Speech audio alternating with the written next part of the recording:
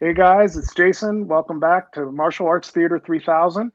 This is the Game of Clones. It's called Enter the Game of Clones. We're going to be covering the box set today. And I have some of my great friends with me here. I'm going to do an introduction. We got Caleb from Caleb's Kung Fu Cinema. How's it going? Of course, Leon from Hong Kong and beyond. Hi, everyone. Johnny, the Fanatical Dragon. Afternoon, all. And Sean from Food for Thought. What's up, everyone? Cool. And we're going to, be covering the Game of Clones. We've been working on this. We had it at 5 weeks. We added an extra week because there's so much content on all of this. And before we begin, we have a special guest. I'm really excited. He's going to have a few words here. Enter the Game of Clones. It's a pretty good title. I want to thank you guys for taking the time to go through this box set, spend a couple hours doing it. This set and all the things it sets out to accomplish have been years and years in the making, and in some cases for me, a lifetime in the making.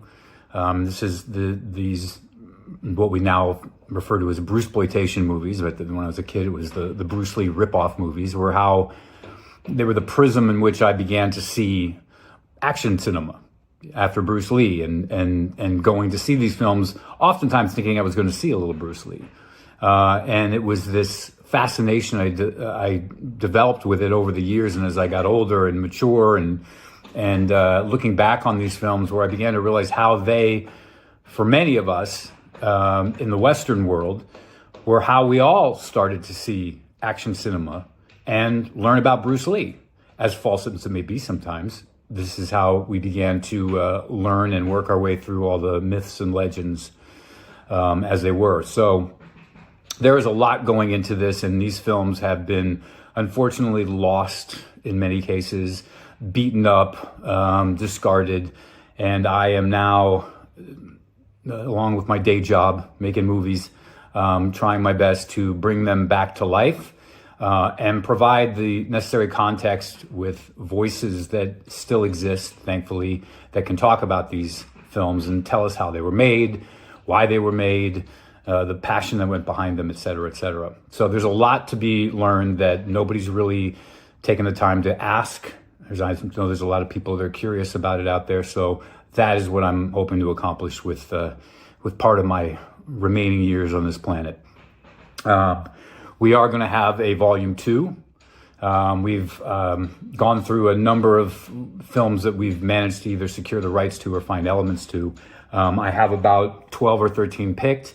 I don't know if they're all going to be in volume 2 or not. There's a few dependents, but I can tell you there's going to be a couple in there that people are absolutely going to love. And the content, which I'm beginning to shoot next week, as a matter of fact, it will outdo the first one. Let's put it that way. So if you love Bruce Lee, you love Bruce Lee, you love Dragon Lee, you're going to be happy with this. And if you love a few of the others, you're going to be happy as well. So anyways, thanks for talking about this, guys. I hope you have a great talk. I will be listening. And I'll see you in the next volume. All right. Thank you, Michael. I appreciate that. Thank you. All right, guys. So since we have such a big box set, I thought we'd jump right in, and I'll take, from the top. So we're basically going to just discuss a disc at a time. And on the first one, since there's only one movie, you could just give your overall take on the box set or overall first impressions and your opinion on Enter the Clones of Bruce. So, like, if there's a movie you don't have too much of opinion on it, or you don't want to say much, you could talk more about the other one, or however you guys feel, So, Cool. So disc 1, Enter the Clones of Bruce. I saw this in Manhattan, and I got to meet Bruce Lee. It was such an experience flying in to do this and seeing it on the big screen. And I know Leon got to see it on the big screen too.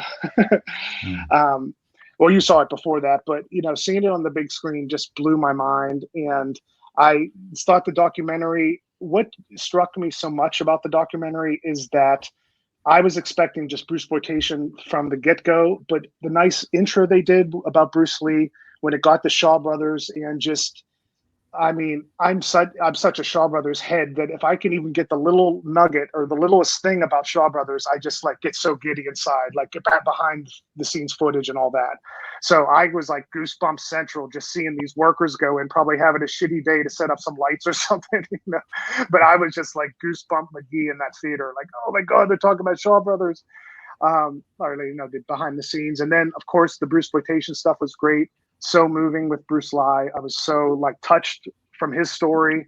So great to see Bruce Lai, and I just was blown away by the insights, how they kept it lighthearted, the tongue-in-cheek nature of it all, and I thought it was awesome. It was amazing. So that's like, of course, how I feel about Enter the Clones of Bruce. The box set itself, I don't think I've ever got a Severin like item before or disc. I was so impressed. I thought it was great. I wanted to ask you guys, someone might have been Fanatical Dragon. Did you mention your like the words on it are gloss for you or raised on the cover of the box set? No, Like no, just like spot glossed. So there's Yeah. like there's that like ever so slight sheen around the text.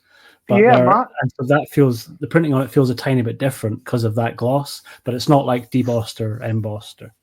Yeah, mine is absolutely flat. Mine is like Oh. absolutely flat. Mine's the same as Dragon's. Yeah, it's like Yeah. mine's just like that too. yeah, it got Yeah. like a sheen to it. Mine is flush. Maybe I had like a super early one or something. It's not like you only like. I mean, you feel it differently because it's got that sort of sheen print to it, but it's not like it's raised or lowered from the box. Oh, cool. So I think it's probably, there's not different versions of that. There's different versions of the book, I know, but I think there's just one version of the set. Oh, different versions of the book. Interesting. Well, if you got the book through Severin, it's different to the one that people would get through Amazon. Okay, so there was like a funding.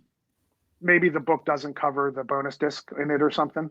Oh no! Sorry, I'm confusing the issue. Not the book that's inside the box set, like because you got the super hyper Brucesploitation fan bundle where you got like the poster book. The poster book, the separate poster book is the one that has different versions. But the box set, there's only one. But all of ours will be the same. Oh, cool. Yeah, actually, the poster book wasn't in the bundle. I just was like, I had to buy everything. Me too. Me too. That's exactly what I did. I had to scoop them both up. Yeah. Yeah. But yeah, I love it. And to get a little technical, Dragon's the one that taught me this. Like, I hate on DVDs or Blu-rays when you're watching them and like you go back to watch them, it doesn't start in the same spot. You know, Severin was really good with that. They put in the extra stuff. I was a little bit like, I thought the hard of hearing, which is a good thing, of course, for deaf people, but I thought it was very overbearing, the subtitles in this, if you put them on. I thought the hard of hearing, like, I mean, if a cricket moved, it was telling you on this one. You know, I was like, wow, this is the most hard of hearing subtitles. I mean, if a twig, I had so much, it was unbelievable. But that's not like a knock on it. I was just like, wow. But yeah, I love the set. I thought it was great that every time I started it back up, I was right where I started, you know. And I thought love the digipacks, and the book is premium, and yeah, I was really impressed. Yeah, so cool. I go over to Caleb. What were your initial thoughts, if you'd like, or in discuss Enter the Clones of Bruce? Yeah. So I said this to Jason and Leon. I think I said this last night, but if we're being honest here, I probably only liked half of the movies on this set. However, that's not a knock on anything. I still think this set, you know, regardless of, you know, the quality of the films or whatever, I think the set should have been released anyway. You know, I'm not going to sit here and say, you know, oh, they shouldn't have put this film on the set or they should have put that movie on the set. You know, because I think, you know, when it comes to this genre, something that I'm still very new to. I didn't know a whole lot about Brucesploitation. My experience with it is very limited, but you know, I think they need to show like both the best and the worst of the genre. Like, don't just put the best movies out there. Don't just put the worst movies out there. So I'm really glad that the set is out here. Even if probably half the movies I wasn't that big a fan of. So yeah, I'm just like really glad that I got it, you know, because again, my experience with Brucesploitation very limited. So I'm learning all of it now with this set and everything. So yeah, I'm honestly thrilled that I got it and that it's out. It's really exciting. As far as the Enter the Clones of Bruce documentary goes, I will say it was eye opening. very eye opening. Bruce Lee, oh man, like Jason said earlier, his story is very gripping. I really love Bruce Lee's segments in there. Bruce Lee, Dragon Lee, really cool to see those guys. Bruce Lee is probably my favorite. Like, I know I've said that to Jason before. Again, even with my limited experience, I still probably say Bruce Lee was my favorite. But even now, he's still probably my favorite. I loved watching him. He's so much fun. With the exception of one thing, we'll get to it. But yeah, I think the set's really great. Enter the Clones of Bruce, I think it's probably the best movie on the set. I know that's a documentary, though. You know, if we're not going to include the documentary in like the best movie conversation, you know, then I don't really know what I would say the best one is. But if we're going to include that, yeah, this is the best thing about the set. Yeah, like just a quick add-on. I feel like it's kind of like the centerpiece to it. So if you have like bad movies on it, it kind of anchors them because you learn about it. You learn about some are going to be so bottom of the barrel that it gives them you look at them, there's more interest to it, and you have more of a like critical eye on it that you can respect it versus like trying to see if it's like a Academy Award winning. I can't even say that word for some of these, you know, as a joke because they're so far from that. But yeah, I think the documentary anchors a lot of it, kind of gives you the perspective, you know. Yeah. To the book. Cool. Leon, first impressions or overall take on the box and Enter the Clones of Bruce? Well, the box, I think it's a very lovely item to have. And the documentary, Enter the Clones of Bruce, it just, it's the best documentary I think I've seen for me since The Best of the Martial Arts. And that thing I used to watch over and over and over again. And I could quite easily do the same with this one. And seeing it on the big screen was absolutely beautiful. I was a little disappointed when I went to see it that there wasn't a bigger audience there. I think more people will go for just the films. And I thought, well, you're missing out here because, you know, it was rather spectacularly put together, and everybody that they got for the documentary, all the interviews, just the way they edited the whole thing. Like you say, a little bit with the Shaw brothers, and then having Philip Coe and Morris, hearing them converse and reflect on the past. Yeah, just beautiful. And I'm sure it's one that I will return to many, many times. Cool. Sean? Yeah, I think it's a great time to be alive as a Brucesploitation fan. The fact that I can hold this in my hands is crazy. I mean, years ago, I wouldn't have even dreamed of anything like this getting released. And it's nuts. And I mean, if I point there to have Bruce Lee's autograph on a poster, it's like almost like it's not real. I think the documentary is fantastic. I mean, there's something about the Brucesploitation actors that they seem almost mythical because they never had any personalities outside of them trying to be Bruce. So hearing them actually talk and discuss their stories, it was so unique and so interesting. And I was lucky enough to get a review copy of the documentary, so I actually saw it quite early. And I was desperate to discuss it with people. I was just waiting for everyone to see it. And yeah, I mean, now obviously I'm here with you guys and able to discuss it. But I think there's something wonderful about it in that I think Brucesploitation fans are completely, you know, enamored by it. But I also like the idea that some people that aren't fan of Brucesploitation started picking it up just to check it out, just to see what it's like. And some people are finding Brucesploitation and really enjoying it. If we can talk about, are we doing a separate segment for special features, or shall I talk about them a little bit now? No, on each disc you can throw it in. Yeah, go ahead. Yeah, so the special features on the Enter the Game of Clones documentary, I loved.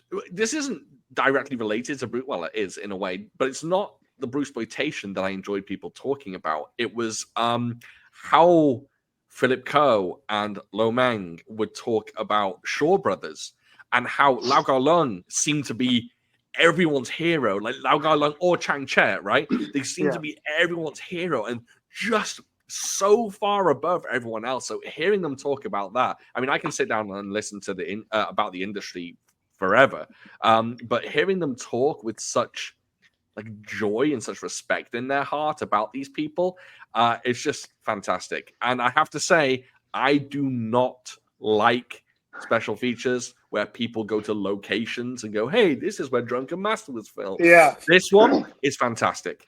Frank Jank has such a personality, and he is so smart and knowledgeable on these things that I absolutely loved it, which is a complete rarity for me. Yeah, I forgot to mention those. I think the special features on this disc are the best on the set, in my opinion. Yeah. Mm-hmm. And them showing Bruce's house and the Shaw Brothers studio. And I mean, I'm sure the Shaw Brothers studio is gone, or that Shaw house, because I think they filmed in like 2017 or something. But yeah, I was moved to a lot of that. They did such a good job. It was really the quality of it, even if it was a handheld, everything was so HD and awesome, impressive. Yeah. Cool. Yeah, I meant to throw that in there too. I forgot about the little location tour that they did. That's probably my favorite feature on. Actually, no, I take that back. My favorite feature or special feature is the one about the movie theaters in Chinatown. But we'll dive into that a little bit more. But cool. I really did love this one too. Yeah. Cool. Dragon, first impressions on the box and Enter the Clones. I think you can almost think of the box set as being like the best box set for a documentary. Like, I almost view all the films as special features of the documentary feature. Like, there's no surprise that it's on disc 1, right? I think that sets the tone for everything that follows. And it's just, an incredible achievement. As a few other folks have said, as Leon said, like, seeing Philip Cole was the thing. As much as I loved seeing the various Bruces, Philip Cole was the one that emotionally sucker punched me, because he died so kind of quickly after that, right? And Philip Cole was a huge part of the movies that I kind of really adored growing up, and his fight against Gordon Liu at the end of 8 Diagram Pole Fighter, probably within my top 3 fight scenes of all time, right? He was incredible, and he was so deferential to Mars, which was kind of cool to see. Like, you hardly ever see Mars getting propped, right? And it was just really sweet, and I think that happened totally by accident. Like, they weren't expecting Philip Cole to turn up, and I think Mars just threw him a bone because they were paying those guys for the time that they were giving, and at that point in time, all these guys are sort of struggling for money. So I think it was so cool that they kind of got a chance to be brought together. Loved seeing Lo Meng in there. Yeah. All the Shaw Brothers stuff for me was just an absolute treat. But I thought didn't know how it was going to be, because I'd seen, like Jason, I'd never picked up a Severin release before, but I had seen one other documentary by David Gregory before. Like, he made the Lost Souls, the documentary about the making of the island of Dr. Moreau, which is insane. Like, you absolutely see that documentary if you haven't. But that was like a deep dive, laser focus on one movie. So I was like, how's this dude going to handle like an entire genre in a way that somehow makes sense and is coherent? And he pulled it off. Like, I think it was an amazing snapshot of a time period, but never felt overloaded in any one area. Everyone's still, although the interview clips were quite short, the stuff that they chose to use was all kind of really super on point. Yeah. It's so cool seeing Sammo Hung in there, because he hardly ever speaks about this stuff ever, right? Yeah.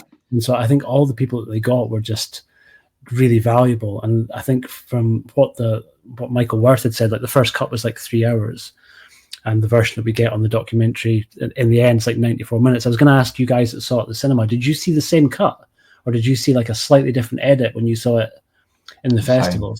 Okay.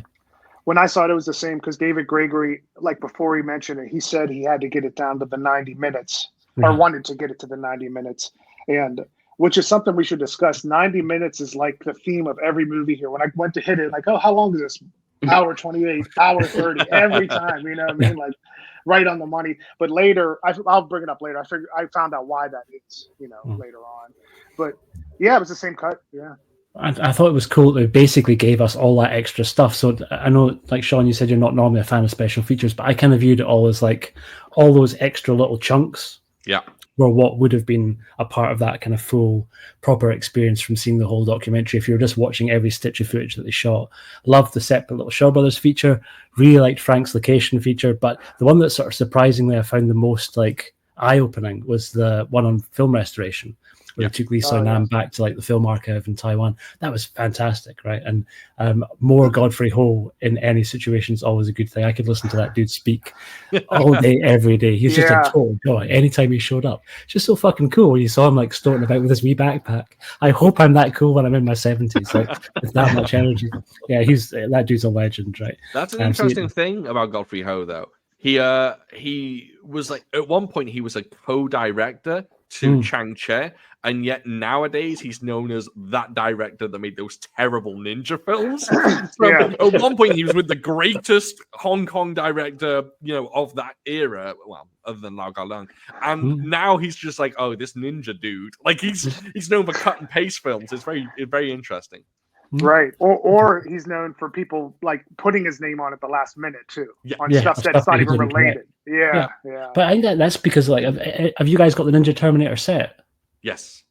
So weirdly, it's like a good companion to this, right? So there's a couple of really good Godfrey Ho interviews that Arne Venema did, and he sort of speaks about how that sort of came about. But that's a separate conversation for a separate video. But I think like the two weirdly go really nicely together. I'm kind of it's cool that they kind of came out in the same year. I think it's sold out now, that set, isn't it? Yeah. But I think they'll re-release it. They'll re-release it just without the separate kind of movie that they lifted the footage from. And that one doesn't have any extra features on it. So if you wait a couple of months and get the single release, it'll be cheaper and it'll be easier to get, and it won't be a limited edition. So it'll come around again.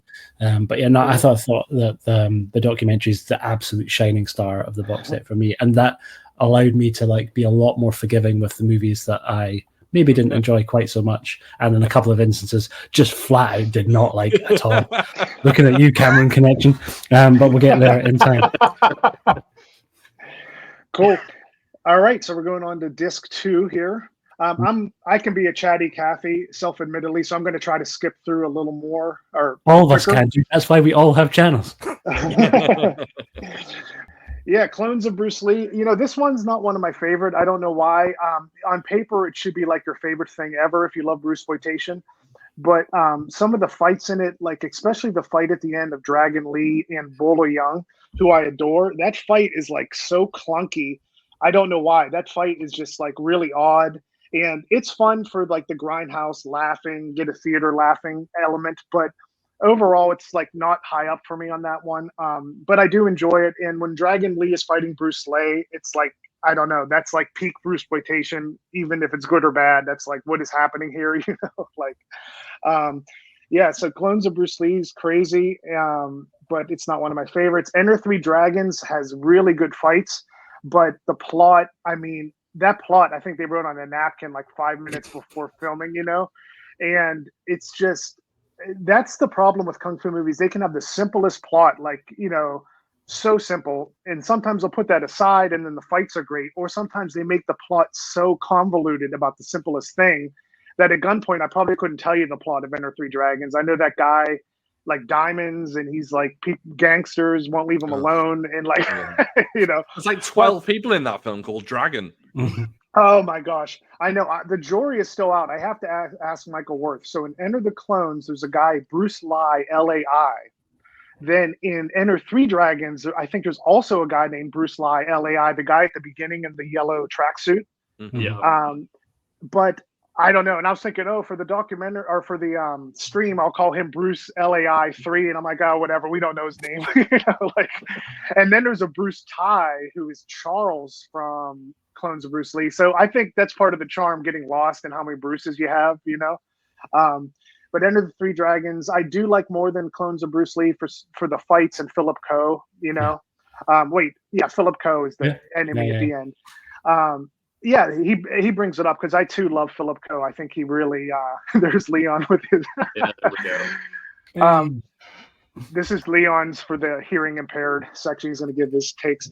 But so Enter Three Dragons had some difficulties with too, but I enjoyed that one more, even though the plot is like, what the heck's going on, So how about you, Caleb, for that disc 2? I actually liked Clones of Bruce Lee more than Three Dragons, and I think it really just boiled down to entertainment. Clones of Bruce Lee, I did not give a shit about what was going on. Like it was really just, okay, there's a bunch of Bruce Lee clones and there's some fighting, and it's fun. Like I had a lot of fun with that one. It was great seeing John Ben, which I will throw this in there, the little interview with him that Michael Worth did. Amazing. Really good interview. I love that. That was sad. Yeah, it was. But yeah, I think just on an entertainment level, I like Clones of Bruce Lee more. Enter Three Dragons, I did not like it at first, but as it went on, I was like, okay, this is actually pretty fun. Like this, you know, as the movie carries on and then the fights start happening, they're firing on all cylinders with the fights. I remember like whenever the finale was going on, like Dragon Lee comes in there at the end, but then you also got like Bruce Lai fighting and all that. You get them fighting. Like, so whenever that started, I was like, damn, this is cool. I really like watching all those fights go down. But yeah, like for the first half of Enter Three Dragons, oh yeah, I was really confused. It's like, are you Dragon? Yeah, I'm Dragon. Like, where's the other dragon? Like, I'm Dragon. It's just weird. And then why is Dragon Lee playing a character named Bruce? Like, what? And then there's two other dragons. I don't get it. I don't know. But I mean, yeah. If I had to pick which one I like more, I like Clones more. But I will say, Enter Three Dragons had a absolutely stellar finale. Awesome, Leon. Well, as you can see, I have a thumbs up and a thumbs down. So that means I'm somewhere in the middle. Yeah. Okay. I thought you were going to highlight one of them. I thought you were going to highlight one. No. That's just I'm somewhere in the middle. Clones of Bruce Lee, I haven't watched on this actual disc release. Yeah. This one, last time I saw it was on a YouTube viewing, and it was actually the one that made me think, okay, maybe I need to explore a little more, because I enjoyed the fights, as Caleb said. I thought there were a lot of fun in this. I love having Bolo in there. Anytime Bolo's in, I'm sold. And yeah, I was looking forward to getting back to it, because I thought that when I saw this one,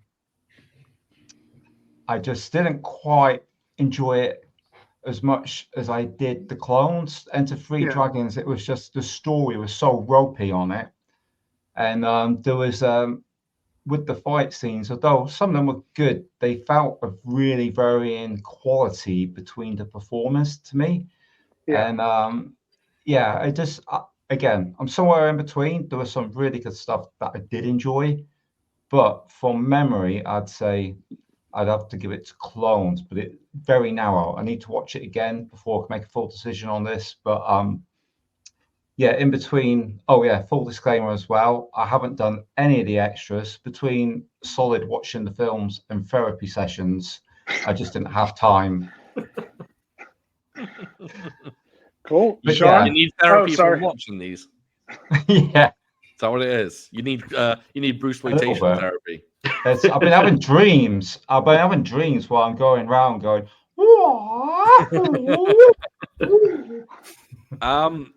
yeah, for me, I'm kind of gonna go in a different direction. I think this is other than the documentary, this is my favorite disc on the set, personally.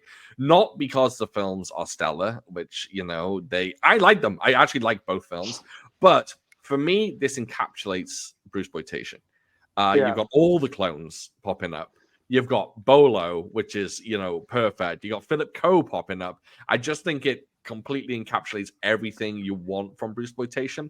So I really, really like the disc. I actually put Enter Three Dragons above the Clones of Bruce Lee, but I think kicking off the set after the documentary with Clones of Bruce Lee is perfect. I think that's a great move. If someone's watching this disc by disc, which I think most people do, I think that's just a perfect kickoff film.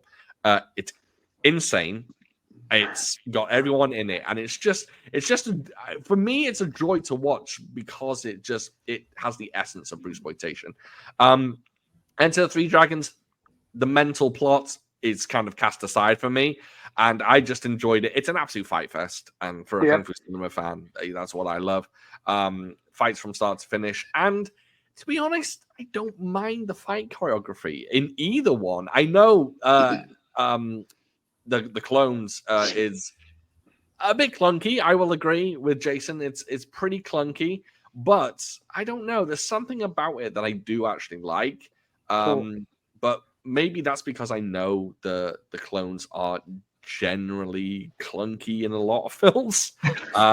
So maybe I'm just more forgiving. But yeah, I enjoyed this disc. I thought it was pretty solid. Cool. All right, Dragon. I'm kind of in the middle, not quite to the dizzying highs that it was for Sean, but certainly not. I can really enjoy both. I think, like Caleb, probably Clones is the one that I will more likely go back to and watch as a complete movie. The Three Dragons, I'd probably jump to the end and watch the Philip Cole fight rather than suffering through trying to work out. Although I think there's maybe kind of more sort of quotable fun in that movie because the dub's so insane and some of the absolute screamed lines are pretty entertaining, particularly from Dragon Lee. I think I dig the storyline in Clones. As weird as it is, the Bruceploitation movies that I generally like the most are the ones that don't just try and, I don't really like the biopics anything like as much as I like the crazier entries, right? When they try and do their own thing and when they sort of try and at least sort of be a little bit fresh with the sort of stories, because we never got to see, like, the real Bruce Lee never really got to make any sort of science fiction movie, right? He wasn't around long enough for his career to descend into that, or ascend, depending on how you wanted it, into those sort of areas, right? So he never got a chance to diversify his brand that way. So I kind of dig it when Bruceploitation basically just shamelessly jumped into whatever else was popular at the time. So I kind of like the sort of campy sci-fi element of how they go about doing the clones, and just the fact they call them Bruce 1, 2, and 3 kind of tickles me. And I dig it. So I think between the two, and for Chang-Do as well, it's always cool seeing Chang-Do, another Shaw Brothers veteran, and he was really funny, right? He's kind of got a sort of twinkle in his eye in Clones that was really cool, because sometimes he was just straight villain in a lot of Shaw's movies, and in the Bruceploitation stuff, you kind of got to like just enjoy himself a little bit more, I think. So I really enjoyed him in this, training up our various clones, and Bo was cool fun to see too. But yeah, Chang-Do was probably the MVP for me from that first movie, even more than the clones, right? I loved seeing him. And then special features wise, I think I did check out the John T. Benn interview. That was on the Clones disc, wasn't it? Yeah. And that was pretty good. It's kind of, and I haven't gone through the commentary, but I think his brother's on the commentary track, which I will dive into at some point. So yeah, first disc, solid stuff. Top above tier. Cool. Yeah, my one thing I wanted to add is, I almost said Fanatical Dragon. Dragon Lee, he always was like the one I didn't watch as much, and he always felt like in these movies like a peripheral character, because they filmed him I think it was filmed in Korea on one of them, and they did the rest in Hong Kong or at different times. So not only is he such a character of Bruceploitation, like he's like not even like, doesn't feel like a real person. It feels like a character that he's just kind of sidelined in a lot of these. So when it got to some of these later ones, and I got to see him branch out and not do the Bruceploitation the whole time, it's like, okay, that's the moments for me where that's why you kind of like, it takes it up a level for me, where Bruce Lee is trying to get away from the Bruceploitation. Bruce Lee is trying to get away, and Dragon Lee is not thumbing his nose every 5 seconds. He's busting out shapes. yeah, that little whatever that is. But like that, for me, that's the magic of Bruceploitation. Them trying to break out from it. That's the real story here. You know what I mean? And that's All right. So jumping on to disc 3. I hope I don't lose the number here. Yeah, disc 3. Enter the Game of Death is like a childhood favorite for me, and I absolutely love it. It's so ridiculous. I swear the plot of that movie is 2 minutes long, and it's just a gonzo movie of fight scenes, and they're good. It falls into the problem of kung fu movies. I think sometimes they'll say, "Oh, you're a great villain, so we're going to have you fight 3 times because we don't have enough guys," or something. He fights Bowler like 4 times in that movie. So, and playing different characters too, Ken, isn't he? Doesn't Bowler play like 2 different people in it? I thought what it was is he is Japanese and he's pretending he's Chinese, but that so at the end he says, "Oh, you guys thought I was." Oh wait, I think I got it wrong. He says, "You thought I was Chinese, but I'm really Japanese." I don't know. It is confusing. It is confusing. I think he was actually Japanese, just like disguised as a Chinese, like in the movie. Yeah, and then for Goodbye Bruce Lee, that one hurts me a little bit because I'm such a Bruce Lee fan. And I'm always like saying how great he is. And this one, it's his period before 1977 where he's not as good. He didn't find his footing. It's very important, as like the first Bruceploitation film, more or less. And I like to see the growth of Bruce Lee, because man, he's heavy-footed. His acting, it's like, like when the acting gets real bad is when it actually shows the person, and then like, when you're doing like a childhood movie, like a good movie, like it starts and you're already like saying what you're going to be saying. On these movies, it goes to the guy, you can almost see action, and then they sit there and then it goes, It's like, I see a lot of that happening in some of these. And I guess part of it, what it is I want to like scream to the world how great Bruce Lee is. And when his showings weren't as good on here, it's like, oh, people are going to think he's horrible in some of this, but I think it's part of the story, it's part of the story. So I was a little bummed to see like not as much of his later stuff, but I think it's good to see this movie as like to see his growth. And yeah, not too much to say on that. I do think it's important to note, if you missed the special features on this is the American version. And so the American version just makes no sense. He has a Tower of Death in his town, whatever that means. And in the international version, if you watch the special features, he is sat down in a movie theater and told, you're going to be the successor to Bruce Lee. Here's his footage of Game of Death.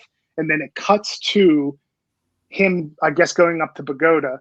But if you watch it as a special feature, you don't realize that this is supposed to be a movie within a movie. Yeah. It's very confusing. I don't know if I like it better with that in it, because I think that threw reviewers and the crowds. I think that like they didn't know what the heck was going on, because it never went back to the theater saying, oh, what do you think about this? So that's a good thing to point out.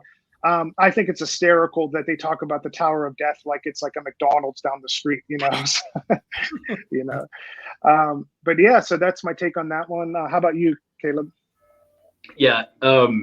So I had watched Enter the Game of Death about a year ago, I think.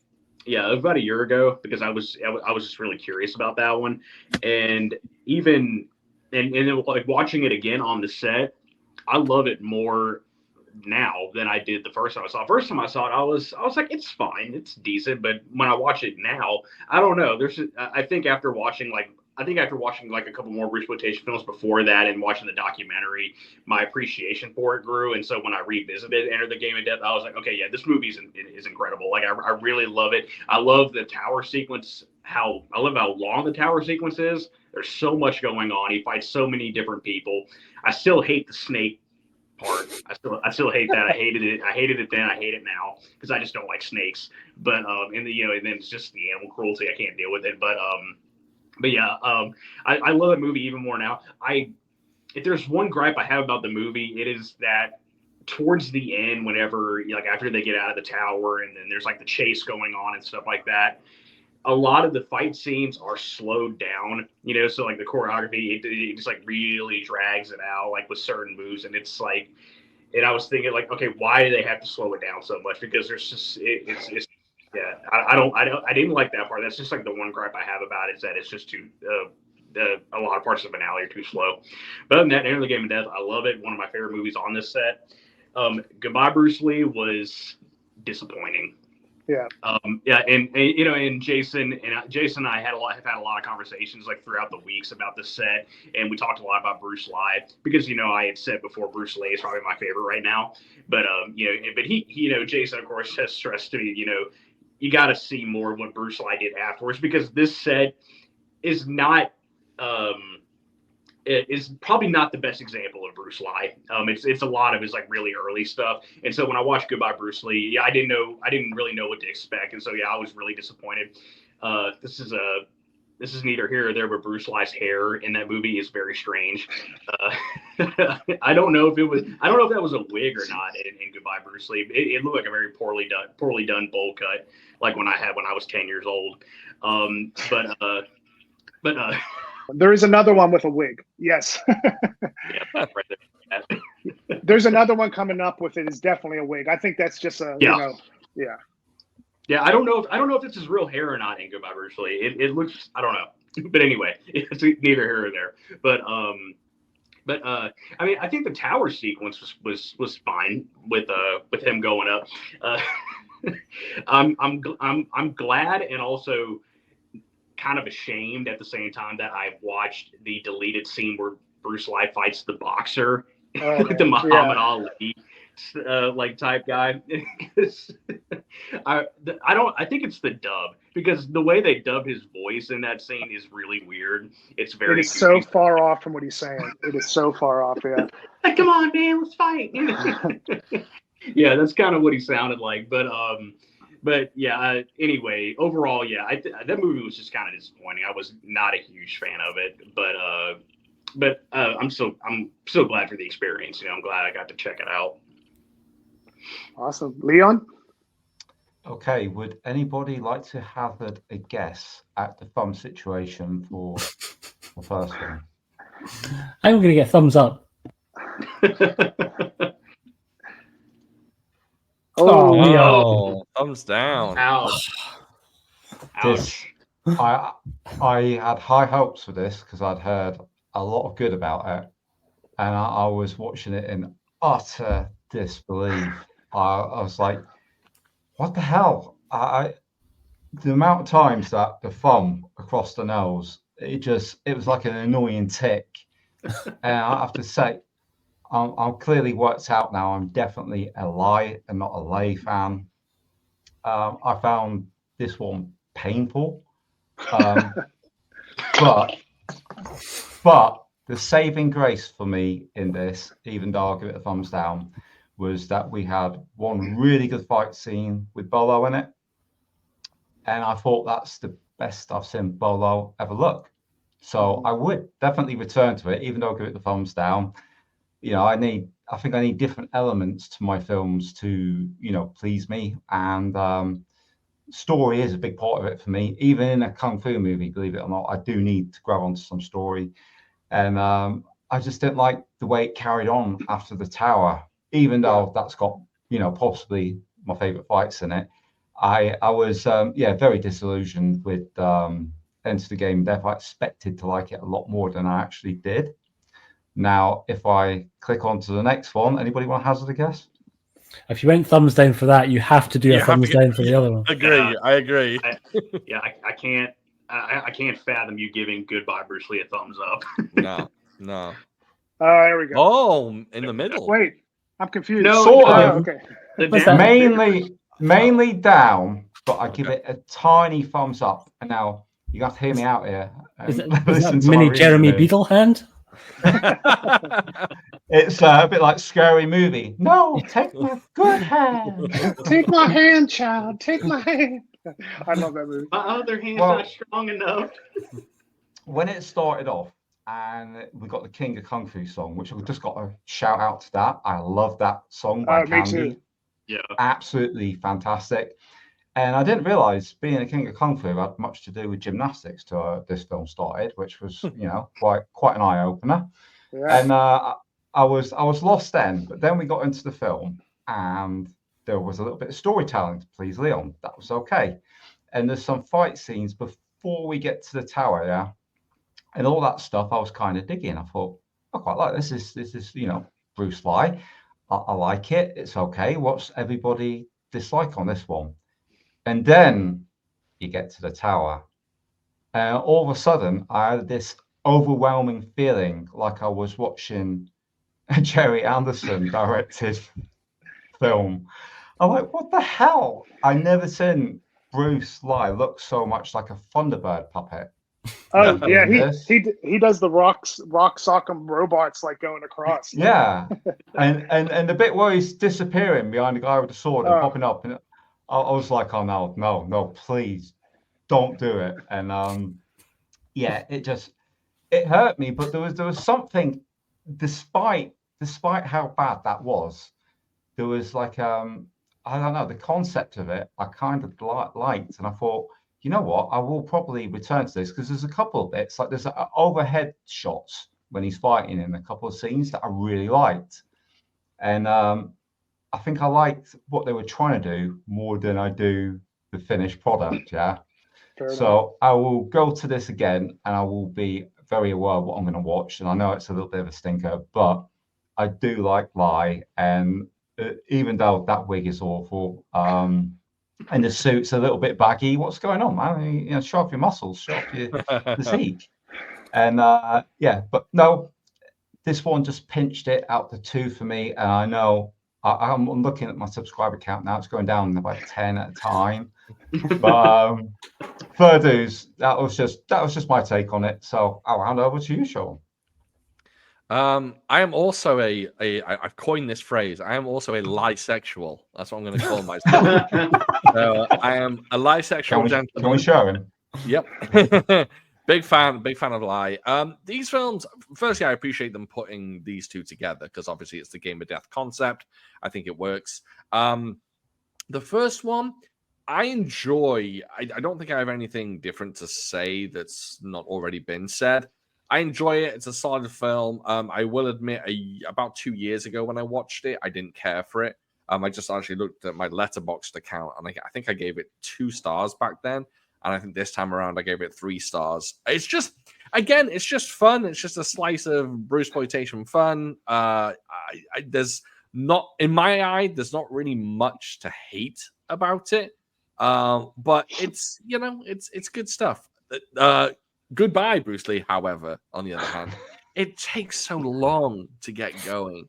It's so clunky and it's so slow. And by the time the fights roll around or the tower rolls around, it's kind of like, great, it's here, but I just have to sit through, an hour of bullshit to get here. And I just felt tired by the end of it. It's fine. It's, it's not one I'll go and rewatch. I can't see that happening. I will say about one of the special features, these pop up on a number of discs. I really appreciate the round tables that they have. Yes. Yeah. They're short and sweet, but it's so much fun just watching people that love Kung Fu cinema talk about Kung Fu cinema or Brucesploitation or Bruce Lee, whatever it is. It's just fun to see people just chat about it like I would want to chat about it. And that's a good time. I really appreciate those popping up on the discs. But this is not the best disc for me. It's kind of in the middle. I'll return to one of the films, but I can't see myself returning to Goodbye, Bruce Lee. I do want to point out real quick that my wife watched pretty much all these movies with me as we were going along, and I can tell you she hated Goodbye Bruce Lee mainly because of the song. I love the song, but she hated hearing it. So it gets stuck in your head though, and it won't go away. Yeah, I remember, maybe we'll sing it at the end. We'll see. They played that song so many times in the movie, and I could see it in her. I could see it in her face that she was not having a good time with that movie. Sorry, Amber. Sorry about that. Dragon. Go. I'd kind of dig both of these. Right, they're not my favorites on the set, but I like them both. Actually, it's hard to confer. For me to kind of put one above the other. Probably Enter the Game of Death, the one that I was more familiar with. I'd kind of had the Vengeance Pack release of that. So I'd seen that pretty recently, looking pretty good. But it was a treat to kind of see it here. I think it looks better on the Severin set than it does on the Vengeance Pack release, if anyone's got that and is worrying about if they should double dip. I loved seeing Lee Hoi-san show up for the first of several appearances that he makes, where clearly they just hired Lee Hoi-san for a day and got him to do like one scene or one fight in the movies that he shows up in. But I thought he was kind of good fun here. The kind of villains, all the different levels that in Enter the Game of Death that he kind of fights his way up are all suitably cartoonish and kind of good fun. And the whole thing kind of feels like there was that trailer that the Vengeance Pack did where they cut it to the music from the video game. And I kind of look almost on it as being like the first sort of proto video game style ascension, because we never. You mean Kung Fu, right? Yeah. Oh yeah. Because it took years for us to kind of actually see what kind of Bruce Lee was intending to do properly when the kind of the assembled footage came out. So this was weirdly prophetic in a few places where they got a couple of things oddly close to what Bruce Lee was planning, like the whole red light means death, and kind of that one when he's fighting the two guys together. And so I kind of enjoy it. I think the pagoda fights look better in Enter the Game of Death, not speaking choreography wise, but just how it's actually been framed and shot. You buy it more as an actual real location, but weirdly it is a real location in the other movie. Kind of once we get to kind of Goodbye Bruce Lee, that is a real pagoda, and it was kind of cool seeing shots from the ground looking up and seeing them fighting on the balcony in the top level, and even a couple of like Bruce like almost getting pushed off the banister, and you kind of get to see it, a camera over his shoulder, and see like they clearly got a couple of people on the ground to walk and said, "Look, show how high up you are." Yeah. Kind of dug that stuff, right? And I think I can always get into any sort of pagoda fight situation. So for me, I kind of enjoyed them both. Goodbye Bruce Lee, definitely slower, but like Leon said, I like the fact that they tried to do a little bit more of the story, the whole kind of him thinking that he's doing the right thing of trying to save somebody at the beginning, and it's just like a very elaborate kind of con by this guy staging his own death. Pretty good fun, right? I think we could have probably done without the stuff in the movie theater, because that does confuse the plot. But I kind of like them both. The Candy song, yeah, it's pretty funky. I liked when they used instrumental versions of it too. There's a couple of places where they kind of did like other riffs on that. So yeah, I kind of, for me, I think absolutely one of my more favorite discs on the set. I think and one of my more favorite Bruce Lee entries as well. It's not my absolute favorite, but kind of one of the movies of his that I'll probably return to the most. So yeah, I was all in for it. I always love a yellow jumpsuit. Always keeps me happy. Yeah, as a little piece of trivia, so Kung Fu obviously is like based on Game of Death, but did you know that Wheels on Meals has an influence in that? Like they're named after characters in that? Did you guys? Yeah. Someone told me that. I was like, really? And I Wikipedia'd it or wherever I saw it. I was like, wow, interesting. That's like a strange mashup, Because it was called Spartan. Was it called Spartan X when it came out in Japan? Yeah. And so I think the title of the game itself was also called like Spartan X when it came out. So you're kind of playing the characters named after Jackie's character in Wheels on Meals and stuff. But yeah. Good stuff. It's called Kung Fu Master in the States, or Kung Fu Master in the arcade, and then it stripped it off to Kung Fu on Nintendo. So yeah. All right. So I mentioned this to Leon earlier. He's going to take us out through the next discs. Okay. Right. You do not know how happy I am that Leon got these. Yes. Right. So disc 4, we've got 2. We have The Dragon Lives Again and Bruce and the Iron Finger. So for The Dragon Lives Again, would anybody like to guess what I have on that? If you don't have a thumbs down, you're insane. I'm gonna go in the middle. For me, knowing Leon, I'm saying definitely thumbs up. It should be better be a thumbs up. Yeah. Hang on, no, that's the wrong one. That's not The Dragon Lives. Wrong one. Okay. Wrong picture. Okay. They're so small on there. I thought you meant the thumb up. I was right. Yeah. God damn it. So this I think I enjoyed it. It was just a little bit strange. But that being said, I absolutely love Bruce Lee Young. I think I came across him first in Magnificent Bodyguards, probably, and then a little bit later in Broken Oath, which I absolutely adore his performances in those. He's one of those dynamic kicking guys that he's just electric, isn't he? He moves so sharp, so fast, so on point. That side of it I really, really loved. And usually I do like films that are a little bit out there, fantasy-ish, as you know. I like stuff like Robo Tricks and all that stuff. But I think it just bit off too much for me, with having the man with no name, Eric Tang being Popeye. I was like, Jesus, I just can't get my bearings here. Half of me absolutely loves this film, and the other half of me absolutely hates it. But and then we had the erotic ghost story sort of segment where you got the women in the bath together. I'm like, yeah, I really think this is great. Give it to me. I want to join in. But yeah, Dragon Lives Again for me was an absolute mixed bag. But I love that we have this, and it's the same with all the titles, even the ones I've given thumbs down to. Yeah, I'm just rating it as a film, but the experience on all of them has been outstanding, and I had such a good time with this.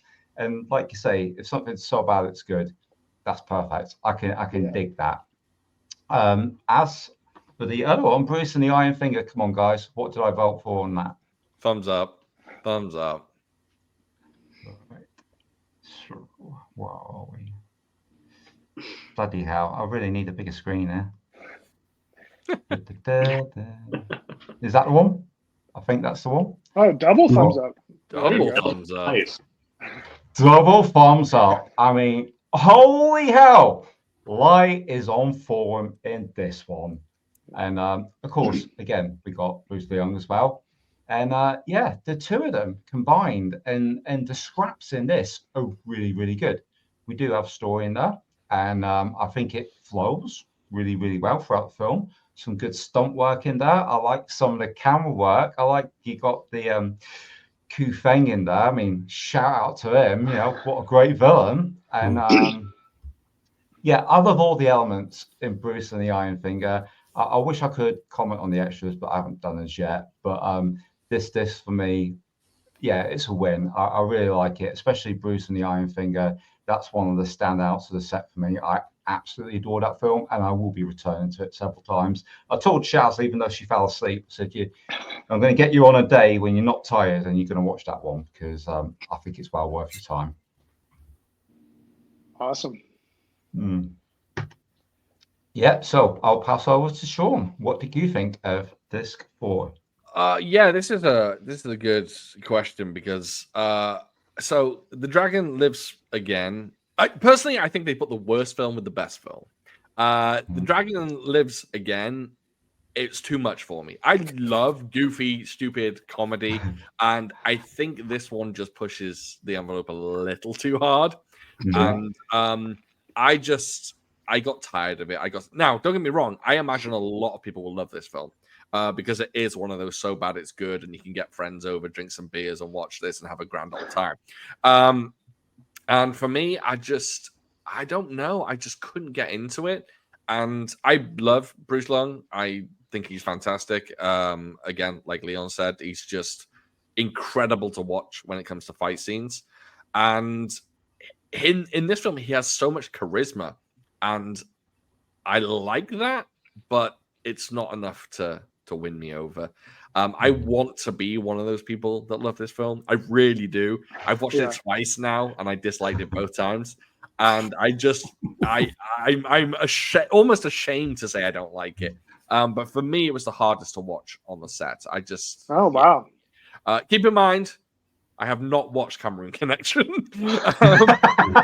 I started it, but I couldn't. Not that I gave up on it, but I just didn't have the time to watch it. So yeah, I envy you. Yeah. I think I'm one of the. Chill, Caleb. Save it for later. Buddy. Bruce and the Iron Finger, I absolutely love. I have a Blu-ray release, a standalone Bluray release of that. I'm not sure who was that. Pearl River that released that. No, it's not one of the Gold Ninja ones, isn't it? Oh, maybe. Oh, No. They did Dragon Strikes Back. I'm sorry, they did the Gold Connection. So yeah, I don't know who did that. Interesting. Yeah. Oh, they might have. I'm not sure. Yeah, I had that a while ago when it got released, and I've watched it plenty of times. I very much enjoy it. I think it's a fight fest. Seeing Ku Feng complain that sex ruins his kung fu. I mean, come on now, you can't go wrong with that. I think it's great. It's like it's almost like a giallo film. It's like a kung fu giallo film, just a bit cheesier. And it's just super enjoyable. I have a great time with it every time, and I think it's definitely one of the kind of, I wouldn't say top tier Bruceploitations, but it's up there as one of the better Bruceploitation films. It doesn't reach the dizzying heights of Dynamo or the Llama Avenger or something like that. But it is just very, very enjoyable. I have a good time with it. I love the combination of the two Bruceploitation actors. And when I told my wife I wanted to show her the Iron Finger, she was not happy. She very much questioned me. No, a good time. I and again, it has a round table on it. I love that. The reason why I'm looking down is I'm looking at the special features. Yeah. Oh, one thing we haven't mentioned so far. Michael Wirth's introduction to all these. So cool. Such a nice little addition.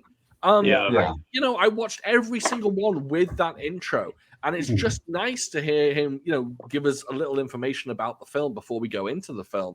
And that's such a nice little addition there. And then, of course, there's deleted scenes, which fair enough. I think it's very interesting that we're getting deleted scenes. You know, all of them aren't necessarily great, but it's nice that there's footage out there that was removed from the film that we now get to see.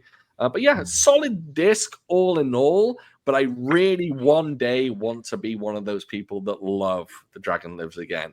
And I will watch it again. I will try. Unfortunately, I don't drink, so I won't like it for that reason. But maybe I can take up like heroin or something and watch it again. And, I might have a good time. Maybe just leave the film. Yeah, I do want to add real quick about Michael Wirth's introductions with these movies. I love those too. That's also one of my favorite things about this set, because I feel like with a couple of these movies, I probably would have had a really hard time understanding some of them if it were not for Michael Wirth's introductions. So yeah, I'm really context. Yeah, it definitely helped with the context with some of them. So yeah, I'm really glad that they threw those in there. That's one of my favorite things about this set. And I do want to backtrack for a second too. Goodbye, Bruce Lee. My favorite special feature is on there, which is the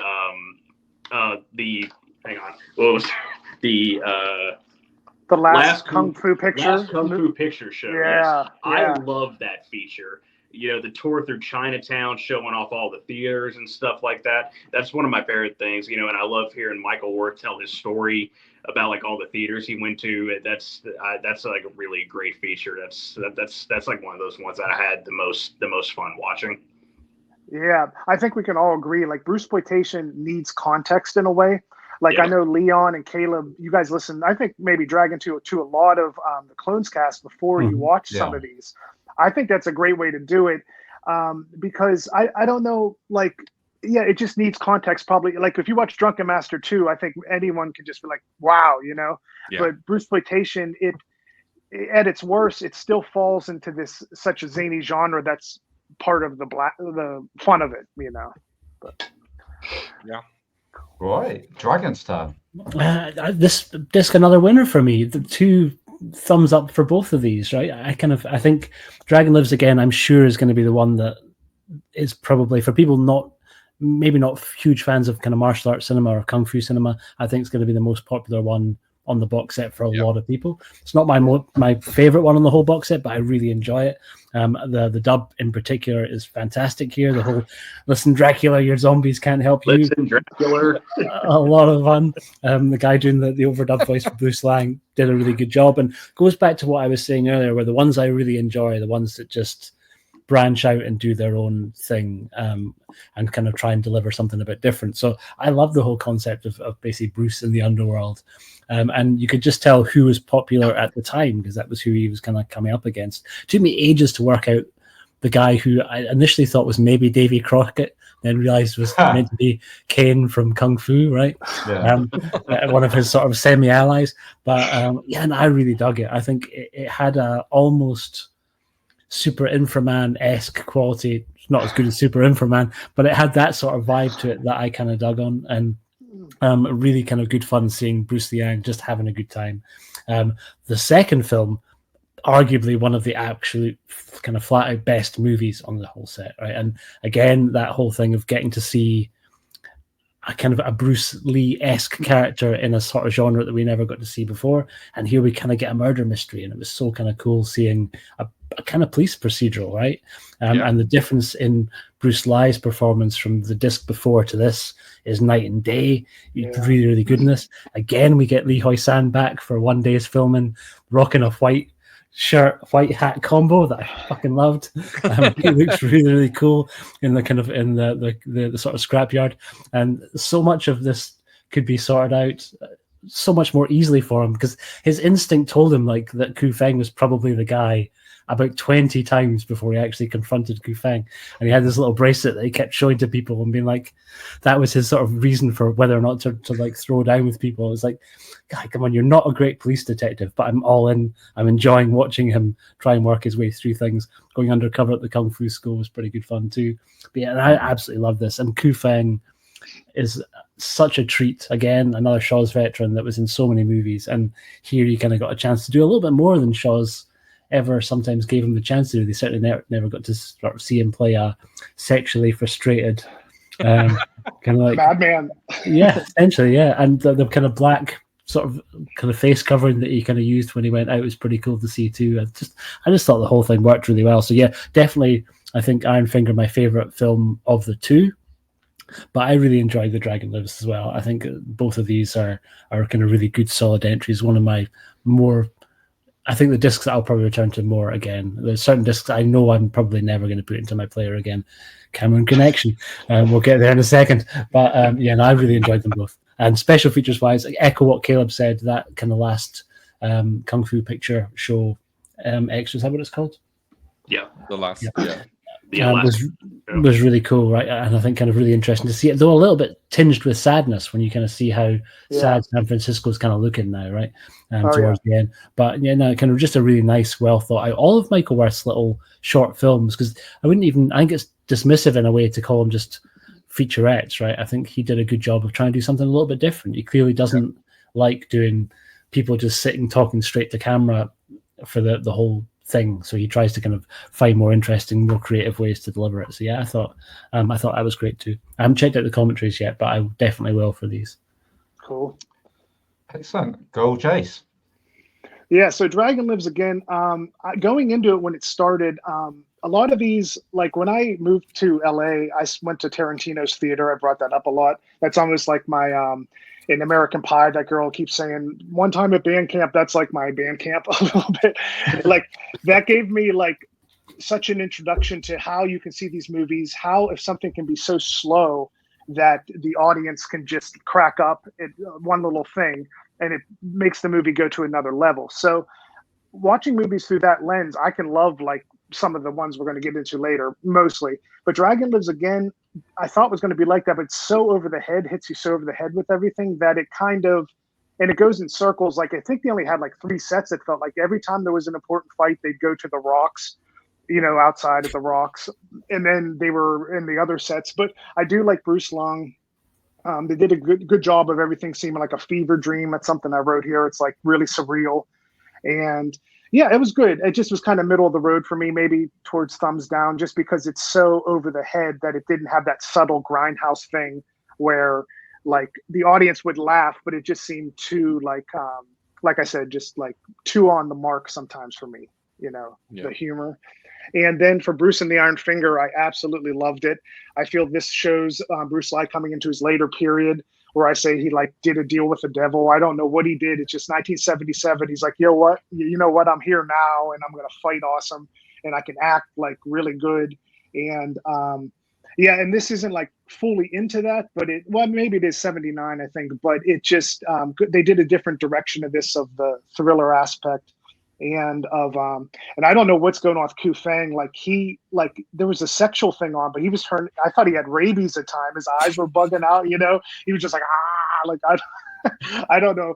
He cracked me up. In the fight, let me see here what I wrote here. Some other things. Bruce Lang is a great martial artist. The fight versus him with the slow-mo was like kind of iconic feeling.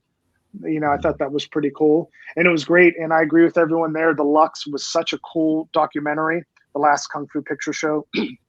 And I had talking to Michael about that, and I could really see his emotion in that. And is that the one with there's funny things with Frank Zhang in the alley. A car comes and you could see him swear under his breath. And they're just like, forget that scene. And then Frank Zhang, I like seeing him do those forms in the street. I thought that was really cool. I didn't know he knew. That Hungar, wasn't it? Okay, maybe. Yeah, I'm not sure. I know Hungar does like a lot of. I think it was Wing Chun. Like maybe at least that's how I'm remembering it. Yeah. Yeah, I thought that was a great. And they have good chemistry, even if they're not on screen together. You can tell they were having fun just running around the city, and And Dragon, you may know. I think that's Frank Zhang's hometown. I know he was like born in Kowloon, but is that where he was stationed out of the U.S. or like where he lives mainly? No, he's in Oakland. Oh, right, but that's where they were at, though, wasn't it? Really? Oh, I thought they were almost. I thought San Francisco and Oakland are quite far away from each other, aren't they? No, they're like basically the same. They're basically the same. Okay. Then so that's like where they were at in Oakland. Cool. Yeah, and that's where Big Trouble in China is from, that Chinatown. Mm-hmm. So that was cool too. Yeah, Dragon Lives Again. much like Leon, I loved everything about it, and I also hated everything about it. It's definitely S tier as far as like entertainment goes. I was having a blast with that movie, but at the same time, I was also just sitting there like, what is happening? Because there's just so many bizarre things. The ending threw me for a loop with Bruce like floating up and away, and it's yeah, but Bruce Long fighting was great. He is an incredible martial artist. It's a lot of fun. The dub is hilarious in like a really fun way. I always talk about how much I love classic English dubs in these old kung fu movies. You know, listen, Dracula. Like that's like that line is going to stick with me for the rest of my life. Probably it will live rent free in my head forever. It's just so much fun, you know, and the characters. I know Sean wasn't a big fan of all the characters, but I did like seeing, you know, Popeye and Zatoichi and James Bond. I think the one in the white suit was supposed to be Scarface. I don't know, or maybe the Godfather or something like that. But yeah, was there an Indiana Jones in there? I couldn't tell. That was Kane, wasn't it? That was Kane. So. Yeah, okay. I thought it was Indiana Jones as well. I thought it was already shit Indiana Jones. Yeah, I didn't know who that was. Like I had to look it up because I could see him like with the hat and everything. I'm like, who is that supposed to be? And so I went and like looked it up. I'm like, oh, okay, it's David Carradine. But yeah, I want to walk the lands like Kane in kung fu. Yeah, but Dragon Lives Again. That was pure entertainment. I'll give it that. It was definitely pure entertainment. That's something that I think I could throw on if I have a bunch of friends over. Not that my friends would probably hate me if I put them through that, but you know, I think it'd be a lot of fun. Bruce and the Iron Finger. I love that movie. Another one of my favorites on the set. I did have a bit of a gripe when it came to Kufang. There wasn't a problem with Kufang's performance. He was great, but what I didn't like was kind of just like the way they told the story with him, because, you know, like you were saying, or I think Dragon said it a minute ago, where, you know, Bruce Lee is kind of like the world's worst detective in this, but, you know, because as far as the audience goes, clearly it's Kufang, but you know, but Bruce Lee, you know, they haven't, in the other characters of the film, they haven't figured that out yet, and I think they probably could have done a better job with you know, making this seem more of like a mystery instead of just us knowing outright that it's Kufang. They even like say in the movie, like when Bruce Lee has questioned people about this, like, who does anybody know the Iron Finger style? Is like, oh yeah, Kufang does, and he still can't figure it out. And what I want to add on that, but I just want to add in there, like, it's so obvious to us, right? But when the moment comes where you think it's going to be like, it's me, they don't really have the moment where Kufang is revealed. You know what I mean? Like they're missing. The movie's missing that element, and like, not that you need it, but they're just like, I don't know what happens. There's no big reveal. No, they just skip straight to chasing him through the docks, right? And I will also add in here that Bruce Lee, huge step up in performance. Like whenever Jason was like stressing to me how Bruce Lee improved so much after like Goodbye Bruce Lee and stuff like that, because Goodbye Bruce Lee I was super disappointed with, and when I watched Iron Finger, I was like, okay, now I get it. Like, because Bruce Lee is so incredible in this movie. His fight choreography is so smooth. You can see he's way more confident with his choreography. He's got like a swagger with him, like whenever he's like walking around and when he's talking with people and stuff like that. And honestly, I think I didn't even really see this movie as Brucesploitation. I didn't think the mannerisms were really there. Bruce Lee just looks like Bruce Lee. It's just a movie with a guy who kind of looks like Bruce Lee. I didn't even really see this as Brucesploitation. And I love the fight between Bruce Lee and Bruce Long. The whole chase through the building is really great. And fighting on the roof, that's all fantastic. Bruce and Iron Finger, one of my favorite movies on this set. Awesome. Yeah, I think it falls into Brucesploitation because they couldn't get away from it, and the advertisers, just because they were in it, it just fell under the umbrella, you know. And I accept that, but that's part of the cool part of the story is Bruce Lee trying to break away, and you can tell there's no thumb in the nose, there's no. And isn't he even in the titles? He's in his actual name too, isn't he? He's in his Ho Sheng Do. Yeah, I think, but the problem is once it hits America, they just slapped Bruce Lee right back on the posters and all that, you know. And I heard at one point a producer or something held a knife up to his throat and said to him, "You're going to play Bruce Lee. It's going to say Bruce Lee. You're not going to." And like that's what made him go do Chinese stuntman, because he felt so like. I mean, that's like the worst thing you could ever do. You'd think you'd go to the police, but I guess who knows? It could be a triad related thing or something, But that's great. Not to be a downer, but right. So we move on to disc 5 now, and the first one, the Challenge of the Tiger. I think you probably guess on this one. Is it Two Tits Up by any chance? Oh shit! Holy nudity! Two Tits Up. Yes. I mean, this for me put Bruce Lee firmly on the map. I was kind of not seeing the fuss, and I was like, I don't get it. And then I put on this one with him and Richard Harrison paired up, and I thought, this is just a good film. This is just a good, solid Hong Kong movie with great action, great stunts. There is a plot I can follow. It looks like it's made up as it's gone along, but who cares? The flow of it was. I would have personally taken out the topless tennis at the beginning, which I know you're going to think it's Leon. What, has he lost his mind? What the fuck is going on? Are you feeling all right, man? What's going? Yeah, no, but I think that slowed down the film for me. But that being said, I'll still give it 2 thumbs up. I do enjoy boobies, so if they're going to be there, I'm going to enjoy them. That's far news. And we've also got Conan's mum in this film. Oh yes, yeah. I'm like, wow. And I don't know what they were doing with her in this, because in some scenes she looked like a hag, and in other scenes she looks drop dead gorgeous. So I'm like, who's the different person on the makeup that day? I really don't know. But this, it was so fun. I felt the chemistry between the two guys. I can't wait to watch this one again. I just thought, brilliant film. And really did make me think Bruce Lee does have something special. Moving on to the Cameroon connection. Anybody want to hazard a guess on this one? Is there 3 thumbs up? Because that's all you. Cameroon connection, what it does.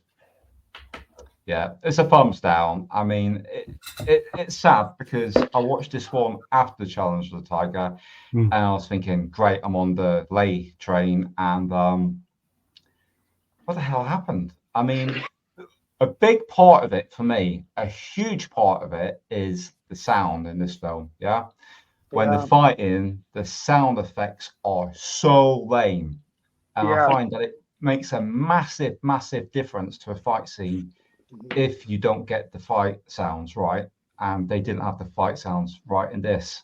So it really took me out of the movie. What I did like, I'm going to go out on a limb here and say this could have been one of the best. But it wasn't. Wow. Because the picture quality on this was like outstanding. Yeah. I think if this was a French film, they've really taken care of it. It felt like it had production value there. It just felt like it had no direction. Bruce Lee's acting in it was actually quite good. I thought, can we ruin shit on this stream? Are we going to assume people have seen these? Oh yeah, it was lots of spoiler alerts. I'll say it at the beginning or something. Yeah. Okay, if not, when just cut me out. Yeah. Go for it. I just thought Bruce Lee being a villain in this one, ultimately, he reminded me of like Jet Li's turn in Lethal Weapon 4. And I did like that, but this is the biggest missed opportunity for me, this film. I think with the right person in charge, they could have made something good out of it. And as it is, it was pretty lame, and I didn't go much on the car chase. I thought it looked like they were driving Miss Daisy around, it's the hell. So that's all I got to say on this. It's a very split disc, good and bad. And now hand over to Sean. I only saw one of these. I saw Challenge of the Tiger, which I very much enjoyed. I love that Bruce Lee directed this one, and he knew what he was doing. He knew what he wanted in his film, and he went balls to the wall and just made a. It's very espionage-y. It's almost Bond-esque at times. Yeah, and I really appreciated that. It's got a very interesting vibe, as the kids say. And I'm a guy who likes sleaze. I like a bit of sleaze in my cinema, and I found this to be kind of I don't know, that the sleazy parts in it kind of added something. It added kind of a fun to it, which I really, really appreciated. I mean, yeah, it was over the top, and I agree. The tennis scene is kind of like superfluous to everything else. It's like, what the hell is going on? But I get why he did that. And also, I just like that Richard Harrison has a sex scene because he looks like a porn star. So I always appreciate that. But the overall vibe of the film is very fun, very enjoyable. I honestly think it's some of Bruce Lee's maybe best fight work. And of course, you got Huang Zhangli popping up. So who can complain about that? I mean, Huang Zhangli's a beast, and once again, he's on screen and shows why he's one of the best on-screen fighters. He's great in this film, and overall, I think this is one of the better ones on the set. Again, not quite my best, but I think it's just a good time, and that's what I appreciate about this film. It's one I will revisit. Maybe not top tier, but it's definitely one I can go, oh, you know what? I feel like a fun film, and I'll stick it on. So, yeah, I enjoyed this one. Thumbs up. Excellent. Awesome. Over to Johnny. This is my kind of version of what Fu said earlier on, but this is, for me, is the best and worst on the set. So I really love Challenge of the Tiger, and I hadn't seen it before. So there's also the kind of extra treat of going into a film for the first time. Nice. But I thought, like, Bruce Lee directing himself, his choreographer a lot faster, a lot harder hitting, and just really pretty effectively filmed. So I think, aside from his sort of abilities as a martial artist, showed himself as being a pretty capable director. I would like to see more of stuff that he'd done. I think there was a lot of fun to it. It didn't take itself too seriously. I thought Richard Harrison's probably one of my favorite Richard Harrison performances in this. He was sometimes a little bit sort of stilted in the Shaw Brothers stuff he did, like so in Boxers Rebellion and Marco Polo. He's just sort of there. Where he seemed to actually be having a good time here, and seemed to kind of just be sort of leaning hard into his sort of pretty useless as a sidekick, but he's almost like, it's like proto Kurt Russell in Big Trouble in Little China in a way, where he's like maybe a more effective ladies' man than Kurt Russell was in Big Trouble, but he didn't really do much to help Bruce, really, particularly other than usually having to kind of be saved by him. There's maybe one or two times that he like did that last minute punch or wrapped his legs around someone's throat or something. But yeah, I think the double act between the two of them was actually pretty good fun, right? I think they played off each other really well, and whether that was kind of pushed into more through the dub, I don't know. But they actually had a degree of like kind of bromance chemistry between the two of them that I thought worked pretty well. Awesome seeing Huang Zhangli here. So yeah, all around, just I think maybe the film that I enjoyed the most from the set, actually. Oh. Cameron Connection, way at the other end of the spectrum. That was a tough sit, right? I found it like painful in places by how kind of like do a second take, man. Like with some of the shots that he did, I don't know if he was just short of film stock, but some of the performances from some of the other actors who are circling around our kind of main director, actor, writer, clearly a vanity project for Alphonse Beni. I thought it didn't really work. It didn't connect for me at all. I don't know exactly what they were trying to do with the story, particularly. I didn't really. Dragon, did you catch but like you just mentioned, the people in the background looking at the cameras a lot? Did you catch that? That's like day one of film school, right? It was really painful, but it did have one of the more entertaining special features for me. That there's a documentary on the life of Alphonse Beni that's better for me than the movie. So I much more enjoyed watching a bunch of people enthusiastically speak about his career and finding out what other movies he'd done. Don't know if I'll go out of my way to track any of them down, but I thought that was a really well put together, it's about 50-minute long or so dive into his sort of life and career. That was way more entertaining than the movie. But I doubt very much if I'll ever select Cameron Connection from that disc menu ever again, but I'll absolutely watch Challenge of the Tiger a bunch of times. I thought great, I have no problem with the nudity, but I thought weirdly we had better boobs in The Dragon Lives Again, like one of the King's wives, the younger one, I thought was maybe she was tight, wasn't she? She was tight. Yeah. So that would be like, so maybe not best boobs, but maybe gets the most boobs award. But yeah, that was me. Right. Before we hand over to Caleb, I'd just like to say I haven't paid Johnny to back me up That's just pure chance. And Caleb, when you start, I think you should just cover Cameroon Connection this time round. I'd like a 15-minute monologue with no swear words in, please. Go. I was actually, right as it was getting closer to me, I was thinking maybe I should just talk Cameroon first to get that out of the way, because I don't want to, I don't want to end my little piece right here. I don't want to end it on a down note. So I'm going to, I want to end in a positive way. So yeah, I'll probably just go ahead and talk Cameroon Connection first, and then we'll get to challenges. Yeah. Which Jason kept trying to convert me over to the Save It for the Stream tribe with this with this set. But whenever it came to Cameroon Connection, I could not hold it in. Like, this little group chat that I have with Jason and Leon, I could not hold it in with Cameroon Connection. He just came.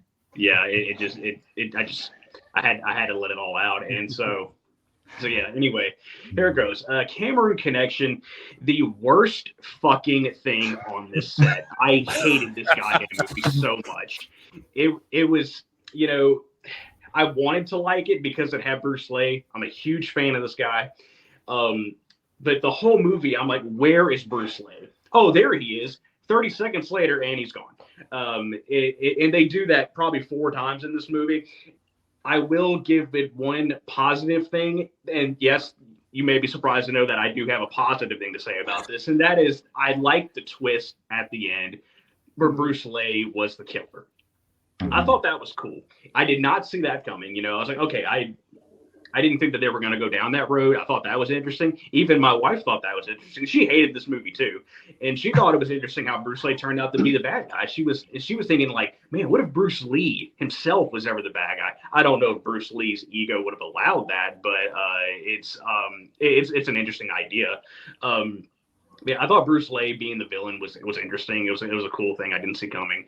Other than that, no, this movie sucks. It's just a bunch of farting around with the most uninteresting cast.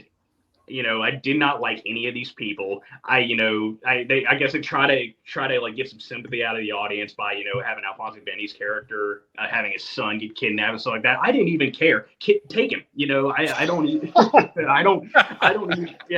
didn't even care. What really drove me crazy was that whenever he realizes that his son has been kidnapped, Bruce Lee's character is like with him, and Benny's character is trying to, decide what he's going to do because his son's been kidnapped, and Bruce Lee asks him, he's like, hey, whatever you need. Oh, I think we lost him. Oh no. The director of Cameroon Connection got him. Yeah, I think so. Hang on 1 second. Oh, there we go. Hold on. Yeah, lost it again. Okay, cool. Yeah, I thought I had to bring you back in, but you're back. Okay. Yeah, you could say you lost your Cameroon connection. Yeah. Yeah, lost my Cameroon connection. Anyway, yeah, I don't know what happened. It just blacked out again. Good. Yeah. Okay. Anyway, yeah. So, Benny's character, son gets kidnapped, and Bruce Lee tells him, hey, whatever you need, I'm here to help. Just tell me how I can help you. And Benny's saying, he says something like, you can't help me, or there's nothing you can do. And that drove me crazy, because whenever he's like, oh, there's nothing you can do to help me, like the hell there isn't. Like, let him do something. He's done absolutely nothing in this movie. Like, so I needed him to do something, but yeah, and then even like the finale where we see Bruce Lee throw down a little bit. It wasn't enough. It just was not enough. Can I ask you real quick? Even though you liked the reveal where Bruce Lee was the villain or whatever, wouldn't you say it was pretty anticlimactic? Like, he just kind of pointed a gun like half dead or something. They seemed really like half asleep in that scene, I definitely didn't see it coming, but yeah, I do see what you're saying in that they didn't really go all out with the reveal. It wasn't like a big thing. It just kind of happened. Yeah, Bruce Lee was like just pointing like so relaxed, like pointing his gun. Yeah, but it was not fun. I did not like that movie. But again, I'm not going to sit here and say that that it shouldn't have been on this set. Put it on there. Because again, we're getting the best of both worlds with this genre. So anyway, yeah, that was not fun. I will never watch this movie again. Let it go, brother. Let it go, brother. Yeah, I'll never watch this again. I can't wait to never talk about it again either. Yeah, anyway, we're done with that. Challenge of the Tiger, loved it. Challenge of the Tiger was so much fun. Jason has wondered recently why Brucesploitation is my favorite. This is why. This movie is okay. Because, cool. Yeah, because when I watched this movie, I was thinking this movie should not work. Everything about this movie should not work because it's just the plot is just weird. They're trying to get the Krabby Patty formula or whatever it is, and and then there's just like all the really weird nudity and stuff like that. Richard Harrison's character, I didn't really like him. He was just strange. But Bruce Lai, I said this to Leon and Jason too, is that Bruce Lai is like the shining beacon of hope in this movie. Anytime he is on screen fighting, I absolutely loved it. I thought it was so fun. He's got a crazy intensity with him. This movie is just why I love Bruce Lee so much, because anytime he's on there fighting, he is kicking so much ass. He's so fast and so powerful. Even when he fights the bull, like even I love that. Like I love when he gets in the bull ring with the bull, and I love he just like takes his shirt off and he's like gets in that pose. He's like getting ready to throw down with this bull, which is just insane. And Huang Zhongli is a great addition. I love him as the villain. I love whenever Bolo fails his mission and then Bolo returns to the base or whatever, and Huang Zhongli is there and he says you do realize what the penalty is for failure, right? Like it's death, And so I love that. I love Huang Zhongli and Bruce Lee's fight at the very end. That's a lot of fun. I do like this one bit with Richard Harrison where Bruce Lee's fighting everyone. Richard Harrison's just getting his ass kicked, and I love how Richard Harrison pointed out or something like he's like telling Bruce Lee he's not going to walk in front of him because he keeps getting beat up, so he's not going to walk in front of him. And so Bruce Lee's like, okay, fine, I'll go ahead. I'll take point. And then so they start walking, and then even though Richard Harrison is behind him, some people just come in and attack him. Like Bruce Lee doesn't even get hit. I love that. That was so funny. It was a very funny little piece right there. But yeah, Challenge of the Tiger was a lot of fun, and that that movie is why I love Bruce Lee so much. Cool. Excellent. Right, Jace, just before we go back to you, I'd like to ask a little favor. I forgot to mention the French girl in the bath and Cameroon connection. So if you could give her a little mention when you get to that, I'd be grateful. For sure. Yeah, so Challenge of the Tiger, I loved it. I hadn't seen that one before, and I just thought, a lot of echoing what you guys said. I think this is how much I love Bruce Lee when he separates from Brucesploitation. This is Bruce Lee separating away from Brucesploitation, and his directing is solid. And Bruce Lee, like if you watch Bruce's Deadly Fingers, I really like that, but his acting is so primitive and he's just like wooden in it. And this, he's just smiling, and him and Richard are getting along great. And like their chemistry is a mixture of like, why do they have chemistry? And it's good. Like it doesn't really make sense. They like everyone will be dying. They're just cracking jokes the whole movie. It's like a separate comedy. It's not lining up with like what's going on, But yeah, so I think like it works as a really funny buddy movie. The two of them, Bruce Lee, I'm trying to see what else I wrote here. His acting's better, like I said. The nudity is so funny because they try to set it up like a James Bond thing, and you could just have like 20 seconds of it, but man, do they really need to drive home that this guy has like the most ridiculous life like ever, He's kind of channeling Roger Moore a bit, isn't he? Yeah, times a million. And so I love that one. Bruce Lee's fighting is phenomenal, like you guys have said, and it was really good. It was really good, and I just can't believe it is kind of like they got away from Brucesploitation but went to full exploitation. The nudity, I didn't mind like the amount of it because it made it just, that would be something in a grindhouse. Everyone would be just cracking up like this is still going on. Like some girl just walks and you can tell they just opened her top for no reason, like by the tennis courts, like, just like, okay, walk towards me just to, You know? And then Cameroon Connection, yeah, it was rough. It was a funny inside joke with Caleb and stuff, but I don't really get what the point is. It doesn't make sense. Watch the special feature. That at least puts it in context, because I think it's maybe too unfair of me to dismiss it as a vanity project, but I think the whole deal for Alphonse Benny was to try and kind of go back to Cameroon and try and actually become an action star over there, because all the other movies he made were in France, right? And so he took over his French crew and went back to Cameroon to really try and give them an action cinema industry, right? And maybe it wasn't successful, but I think that's why I say that 50 minutes kind of not really making of, but that dive into his career, really interesting, and actually made me a little bit more forgiving of the film. Still not going to make me go back to it again, but anyway, sorry. On you go. No, that helps me though, because I couldn't. Yeah, I mean, Alphonse, like I could see his potential. He has the looks to be an actor, but he just seemed so deadpan the whole movie. The plot is so bad. Like anyone knows, like if you watch a Shogasugi movie, they'll just kill his whole family. They make him need to go into this revenge mode. This is like some woman was killed, and if he was going crazy over that, you'd be like, why does he care so much? But he just seemed half asleep to me the whole movie, just walking around. And then Bruce Lay seemed interjected, and he seemed like it didn't make sense, like why he was in the movie in a way. And I thought the ending, like I said, is just a cool reveal, but the way they revealed it was just didn't give me much of a twist. It was like, wait, how? I don't know. I was lost at that part, kind of, you know. Like, and then what else?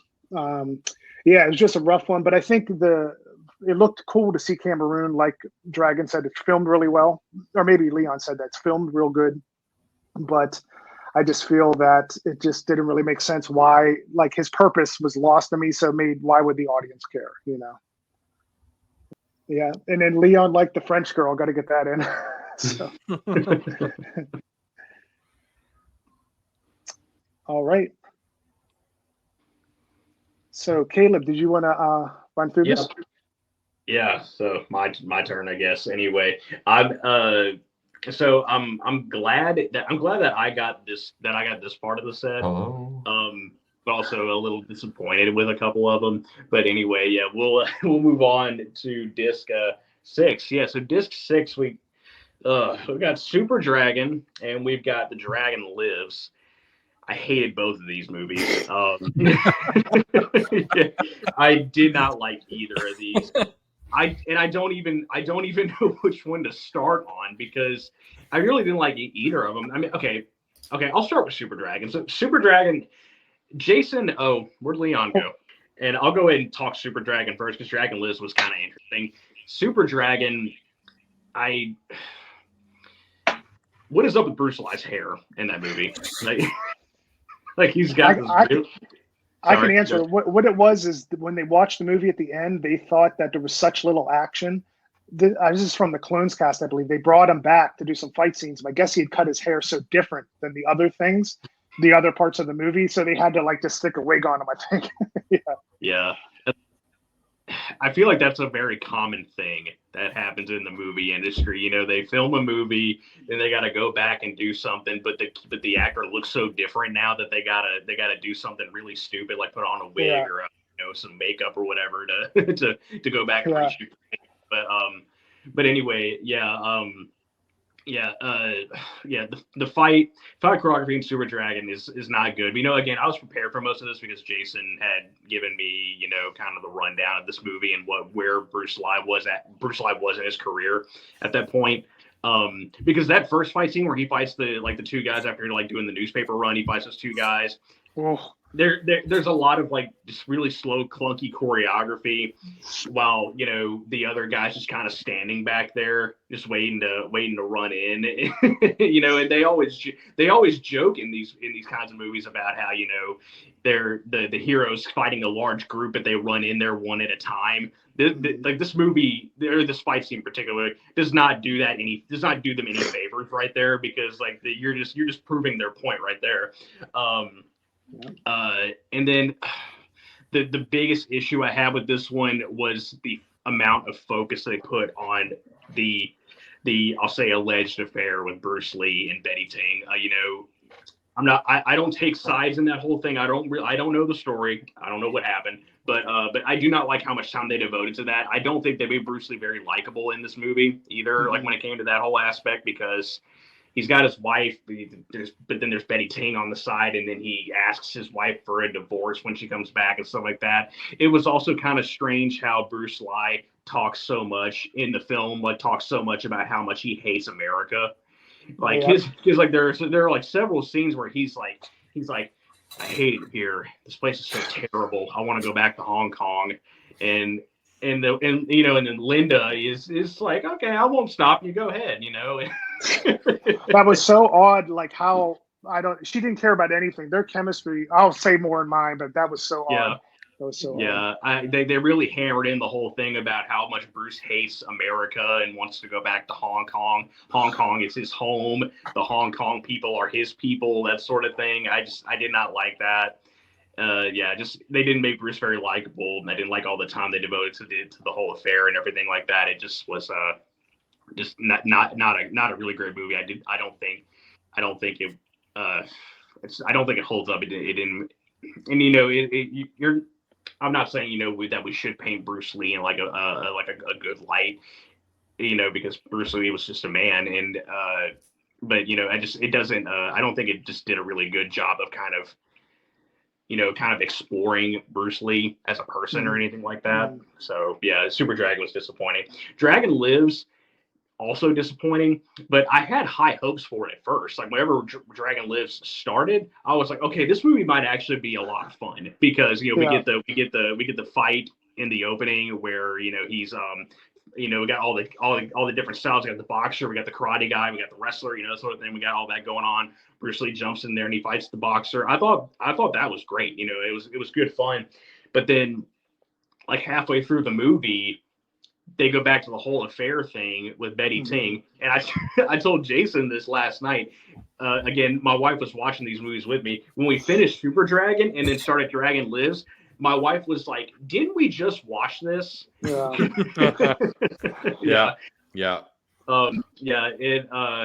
They focus so much on that. And this movie, Dragon Lives, is just crazy. And I don't mean that as in like a fun crazy, or everybody says that about certain movies. It's, oh, this movie is insane, it's bonkers, whatever. This movie is straight up crazy.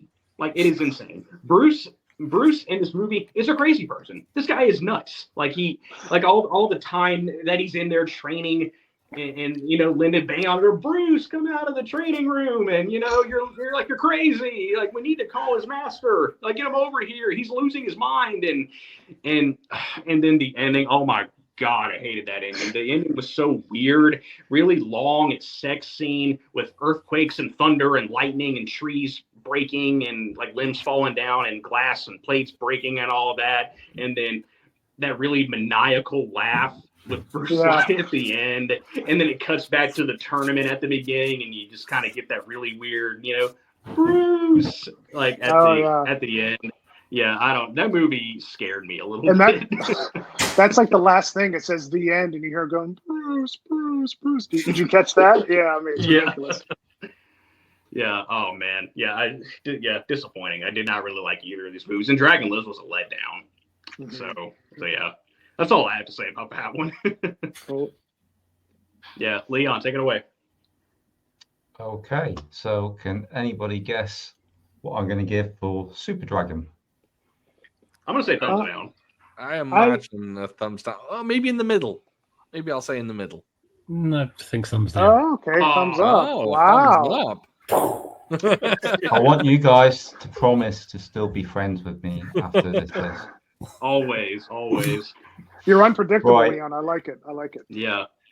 Well, again, I like films that give stories. I do like biopics.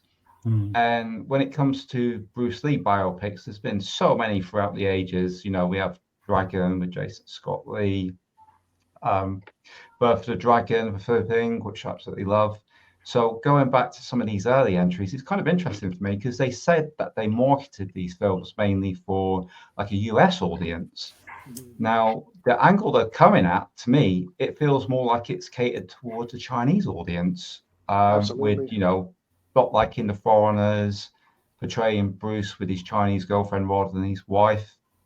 So I remember when I was at school, everybody had like a different Bruce Lee theory, a different myth about him, a different way he died, a different way he lived his life, a different way he trained. And I get the vibe that everybody's dad was hiring out these films at the video shop, and then they'd be telling their son like they were the Bruce Lee expert. And then I kind of piecing it together and thinking, that's why my mate thought this, or that's why my friend thought that. Oh, interesting. So, yeah, it really was of an interest to me, this. And with fight scenes in biopics, I'm a little bit more forgiving because we're not going into fantasy kung fu land. It's supposed to be portraying real life. And because the fight scenes are a little bit shorter, I thought that could be more of a real situation. And although he's nowhere near the level he is later on, I grant you that. But what is there works for me in the context of this movie. I do like that they go into the Betty Ting Pei stuff. I know it's really controversial, but I'd like to see what was in people's minds back then. And, you know, this was a way of exploring what people thought. And it's crazy to think now that all these theories were out there and that people gave credibility to a lot of it all. But also to think that Bruce Lee came from this to go to where we've already seen him go. I just find it really interesting. I do like a biopic, even a bad biopic. I just like to see different people's takes on Bruce Lee because I love Bruce Lee and I want to see what everybody was thinking. So this is a real curioso for me. And yeah, I quite enjoyed it. It's not the best film in the box, not by a long way, but I do think Bruce Lee's charm and charisma shines through a little bit for me in this one. As for the other one, The Dragon Lives, any thoughts on that one? Thumbs down What on that I one. might put? Thumbs up too, you sadist. Yeah, you accidentally showed Dragon Lives We did. earlier. Yeah, there we go. Oh, thumbs up. Oh, geez. All right. It's a thumbs up. Oh, nice one. I really enjoyed this one. I thought you loved me, man. I'm sorry, Caleb. I'm sorry to do this. Leon's a certified bisexual too, Sean. I'm very much a bisexual. I love this guy, and I think a lot of it is to do with the Enter the Clones documentary. Yeah, I really felt like I bonded with him on that, and you know, I mentioned it when I interviewed David Gregory. Yeah, that it seemed like these guys have been through so much and that their stories were so interesting, particularly Bruce Lee to me. I felt like he'd been dealt a harsh hand, and I felt really sad for him that a big part of his life he was doing something he didn't really want to do. And again, so looking at him having to portray Bruce as Bruce in these films, I find it really, really interesting. I think he did, quite an admirable job. I don't think for me, none of the other clones feel as Bruce as what Bruce Lee does. And so he gets the thumbs up for that. I think his performance is good. The martial arts isn't the best, clearly, but I do enjoy the different takes on it. And again, I could turn to this any day. I really enjoy these things. And yeah, that's all I've got to say. Please don't hate me for it, guys. I just enjoy it. Awesome. No, I like it. Never do, but that was a wonderful way of finding a silver lining. Yeah, and I didn't see, right? So hats off to you for doing that was really well put. That was awesome. Yeah, I definitely admire what you're saying. I really do. I get it. And in my opinions on the movie aside, I love Bruce Lee too. Like, he's not my favorite Bruce Lee, he's still my favorite, but I love Bruce Lee. I don't think these movies are indicative of him in any way. I still think he is fantastic. Like, he was not my issue with these movies, and I said that to Jason. Even whenever it came to like Super Dragon and Dragon Lives, my problem with these was not Bruce Lee. It wasn't him. Like, it was everything else. I thought Bruce Lee was great, but yeah, I mean, I see what you're saying for sure. I'm just going to go out there and say this: Bruce Lee is my comfort blanket. Yeah. All right. Yeah. So I'm going to kind of talk about these two together because I watched them back to back and they're blending in my mind, a bit. Yeah, Super Dragon. It's cool. Is like the first Bruceploitation film, more or less, and to see Bruce Lee come on the scene, to see what he became. It's not. I want to see like the earlier periods. The fighting is very plotting. Not even just in the fighting, like the directors, you could see the feet missing the face like this much, and it's like, wow, anyone knows, put the guy's head, the back of the head, I don't know, it's a good example of, like I said, his fighting, like how it improved so much over the years. And then, and like I said, they're confused. I'm getting confused with the two of them because they blend a lot in my mind. Dragon Lives and Super Dragon. Dragon Lives, the separation for me is the mustache, which I thought was an interesting touch. I don't know. Did Bruce Lee ever have a mustache? Yeah, beard. He definitely had a beard. Yeah, no, okay, there are pictures of him. There are definitely pictures of him out there where he had like a mustache or a beard or something like that. But I do think it was kind of strange too how he's like filming movies with a mustache, because that never happened as far as I know. Right. So it was kind of like Mr. Fury. Clearly, he had a mustache. And the Long Beach tournament was just brutal. And I thought it was funny in that one. They were trying to show some connection between him and this police officer. And maybe there was supposed to be a language barrier if you watch the Chinese version. But boy, did they have a strange relationship. They'd see each other and they were like, oh, like they were just doing the oddest things together. And I think the cop was spying on him when he was doing Kung Fu or something earlier. It was a very strange relationship. But yeah, I thought that was a little odd, but it kind of worked. And the ending, like Caleb said, was just bonkers. It was so strange. They're trying to play into the idea of the curse maybe of Bruce Lee and how he lost his mind, and his obsession with the Kung Fu is why, like how on the John Ben documentary where they said when he saw him, he was so thin. So like, I think maybe this is playing into the later period of his life where he's fighting these robot machines, and Bruceploitation loves to get these machines that he fights in these. You'll see as you go along. Yeah. But yeah, it was okay. I thought it was decent. I like it historically to see Bruce Lee's trajectory, but as two films, I would not show anyone these for Bruceploitation, only in the context the show. Like if you show Rocky, or if you show, I don't know if you guys ever seen Italian Stallion, when Sylvester Stallone was doing like almost softcore porn before Rocky. I'm not going to say it's not that odd of a jump, but it's kind of like that type of thing. It's like if you see Arnold in Hercules in New York, that is this for Arnold. And then Conan the Barbarian would be like Fist of Fury 2, one of Sean's favorite, Fist of Fury 3, and Dynamo and that. And like, and to anyone out there who's not seen those ones, just know that this is Bruce and the Iron Finger is a good example of where it goes with Bruce Lee, But yeah, that's my take on them. I think they're decent, better historically as an experience. I'm not sure what story they're trying to tell of Bruce Lee. They make him unlikable a lot in the first one.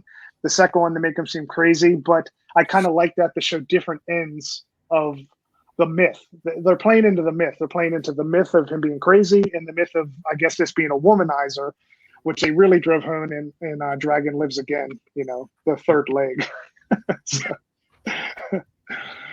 But yeah, that's my take on it.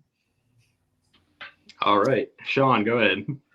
Yeah, to me, this is the most throwaway disc in that it's the disc that I will probably never revisit. I think others have, a mix of films, but mostly a film that I'll go back to. But this one, not really. Now, with that said, I didn't mind Super Dragon, actually. I found it to be middling. Definitely not amazing, but middling. I like the biopic kind of angle that these go for. And I kind of like that they go negative rather than positive. Reason being, I've always had like some kind of Kung Fu Cinema account on the internet, whether it was Facebook, Tumblr, now Instagram. And I've always faced off against people that are just like, I will never hear a negative word against Bruce Lee. Bruce Lee is the perfect human. He's always been Superman. He's just the most perfect example of a man. And I like where they actually dig into the fact that he wasn't that. Granted, they go too hard and they dwell on that too much. But I do like that. I do like when a biopic actually kind of reveals the more, I don't like to say negative, but like the darker parts of people's lives. Humanizing. Yeah, exactly. It humanizes them. We're all, no one's perfect. We all have issues in our lives. I kind of like that. They hit it over the head a little too hard, granted, but I didn't mind that too much. The fights I've forgotten. These two films blend together, like Jason said. I have no idea which is which. I had to look at my Letterboxd account to go, okay, I kind of liked Super Dragon. I didn't like the other one. And I can't tell you why. I've got no idea why. I do want to say another peak Bruceploitation moment is that yard fight with two samurais showing up and his wife hands him nunchucks. Yeah. It's like, what is going on? Why are there samurais? I mean, that cracked me up. I do want to say real quick that scene that you just talked about, Jason, that scene made my wife go, we should start carrying a pair of nunchucks in the car. Exactly. Because she just pulled a pair out of the car and tossed it to him. So. Just not a big fan of this disc in general. Super Dragon, it's fine. I won't rewatch it. I can't say I loved it. It's one of those films that I watched, and at the end of it, I was just like, okay, that was a film. Fair enough. And in 2 weeks, give me 2 weeks, and I'll forget everything about it, and I'll come back and go, did I actually watch that? So yeah, nothing really impressive about this disc. They could have taken it off this set, and it wouldn't really have bothered me at all. But I'm kind of glad that they put it here, because there are those biopic films about Bruce Lee, and there are old school ones, not just Dragon, the Bruce Lee story, not just Birth of Dragon. There are actually old school ones featuring Bruceploitation actors. So I like that they're giving you the full smorgasbord of what Bruceploitation represents. I appreciate that, but are those films good? No, it's not a big fan of these ones. Yeah, I just wanted to add real quick. These movies, and I know, Sean, if you've seen Bruce Lee, the Man, the Myth, right? Oh, yeah. Mm-hmm. Yeah, and I don't know if any of you other guys have seen it. Bruce Lee, the Man, the Myth is what they're trying to do with these movies. It's like the peak version of this. So Bruce Lee had found his footing, and the directors, it all comes together. So if you guys watch Bruce Lee, the Man, the Myth, you'll see, wow, that's what these movies were leading up to. It's like the great version of that. Yeah, Bruce Lee, the Man, the Myth is like top tier Bruceploitation. It's usually everyone's fantastic. favorite. Usually a lot of people's favorite Bruceploitation movie. Yep. Yeah. It's good stuff. It features Ip Man's real life son. Yeah, in the opening. Yeah. Ip Chun. Yeah. Ip Ching. Is it Ip Chun or Ip Ching? I'm not There's sure. two in there, Ip Chung and Ip Ching. I think it's Ip Chun, because I believe Ip Ching died, but I think it might be Ip Chun though. Caleb's a good, you know, a lot of Ip Man stuff. Not a whole lot. I just mean, I've only seen the first one. I know you've watched a lot of them. Oh, I've seen all 4 movies a plethora of times. So yeah, that's what I meant. Yeah. Anyway, I mean, I will say I haven't seen The Man, the Myth, so I can't say, but I mean, so far I feel like the Bruceploitation biopics, I feel like those might be kind of the low point of this genre. But again, I don't know. I haven't seen Man, the Myth. I need to see that too, to kind of actually have a better observation of it. But yeah, I think that'll change your tune. It's weird. They finally figured it out, and it's like makes it almost seem more exciting. Not that Bruce's life, but these ones seem downtrodden to me, and kind of like you're not sure why they're making Bruce seem this way. This makes Bruce seem just like badass, Yeah, definitely. All right, moving on. Dragon. What do you think about this disc? I'm gonna have to echo what Fu said. I think this, for me, easily the weakest disc on the whole set. A question that I never thought I'd find myself asking was, what would it be like if the Hallmark Channel made a Kung Fu movie? And now I've had it answered twice, and it's not good. Both of these were just straight up melodramas. I'm not traditionally a huge fan of biopics in general. I'd rather see a well-made, well put together documentary. It kind of that scratches that same itch for me. I really do like Bruce Lee a lot. These are not kind of two of the movies of him. You can sort of tell he's very uncomfortable, and this kind of matches what he says in the documentary perfectly. These are the movies he's talking about when he's saying that he kind of doesn't want to sort of step into his shoes and try and be him, right? And it felt painful at times to me. And I think they took weird liberties with the story, kind of searching for some sort of positives. interesting that The Dragon Lives spanned his entire life to death. So they kind of went from literally when he was a kid right the way through and tried to kind of hit the main beats in a really weird way, almost like you told a drunk guy what happened in Bruce Lee's life, and then 2 weeks later he recounted that information to someone else. It's kind of like a hazy version of the truth. It's very strange. And another one. Could I jump in quickly with something that I just thought of there? I would have thought, to me personally, that playing somebody in a biopic isn't as bad as trying to play that person and pretend that you're that person doing a different film. Yeah. Because many people do biopics, like, you've had the Queen, the Elton John, all that stuff. And I don't think any actors that, play somebody else generally have a hang up. But when they're asked to be somebody else, I think that's a different kettle of fish. But like the kind of the quality difference between this and Dynamo, and in Dynamo, he does kind of basically have to sort of tread quite close to that territory again, but in such a different, fresher, more interesting way. I just kind of found both of these really overly melodramatic and pretty tough sits. As with the Cameron Connection, special features way more interesting for me than the movie, right? And I think the actress who played Linda Lee in The Dragon Lives, I think Karen White Steadman, she's got an interview. That was great, right? She was really interesting, really engaging, and hearing about how she kind of got involved in the project and her speaking about Bruce Lee was really, really cool to hear. So I really enjoyed that. That's the thing that made that disc interesting for me. And I think if I do go back to it again, it'll be to listen to the commentaries, because I think she's on the audio commentary and I could see myself, like, I found her so engaging that I would go back and suffer through that movie again just to check through the audio commentary, because I think that would be a much more enjoyable experience than having to deal with the bad plotting. And again, 90 minutes felt like 4 hours going through this. Versus the Linda in the names. The Dragon Lives. What's the first one? I'm getting confused. Super Dragon. Yeah, Super Dragon. Oh my God, that's the worst Linda ever. And she seems like the worst chemistry, and it's just bad. Yeah, definitely. I mean, I don't, again, I just don't really like how they told the stories with those. I think, like Sean was saying, it's better to know everything about that person instead of thinking nothing but positive things about them, or thinking nothing but negative things about them.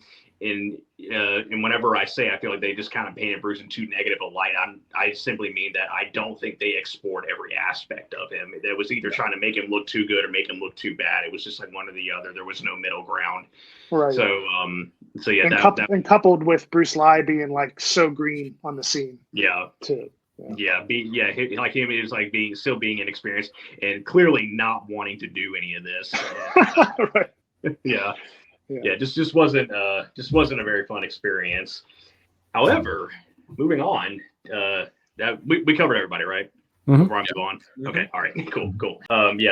However, moving on, I'm glad I got stuck with this disc, because now disc 7, we get to talk about The Dragon, the Hero, my favorite movie on this set. I absolutely loved The Dragon, the Hero. It was so much fun.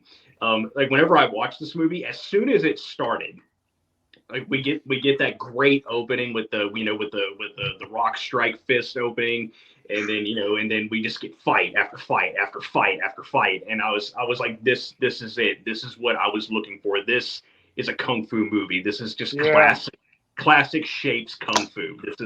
This is just incredible. I love The Dragon, the Hero.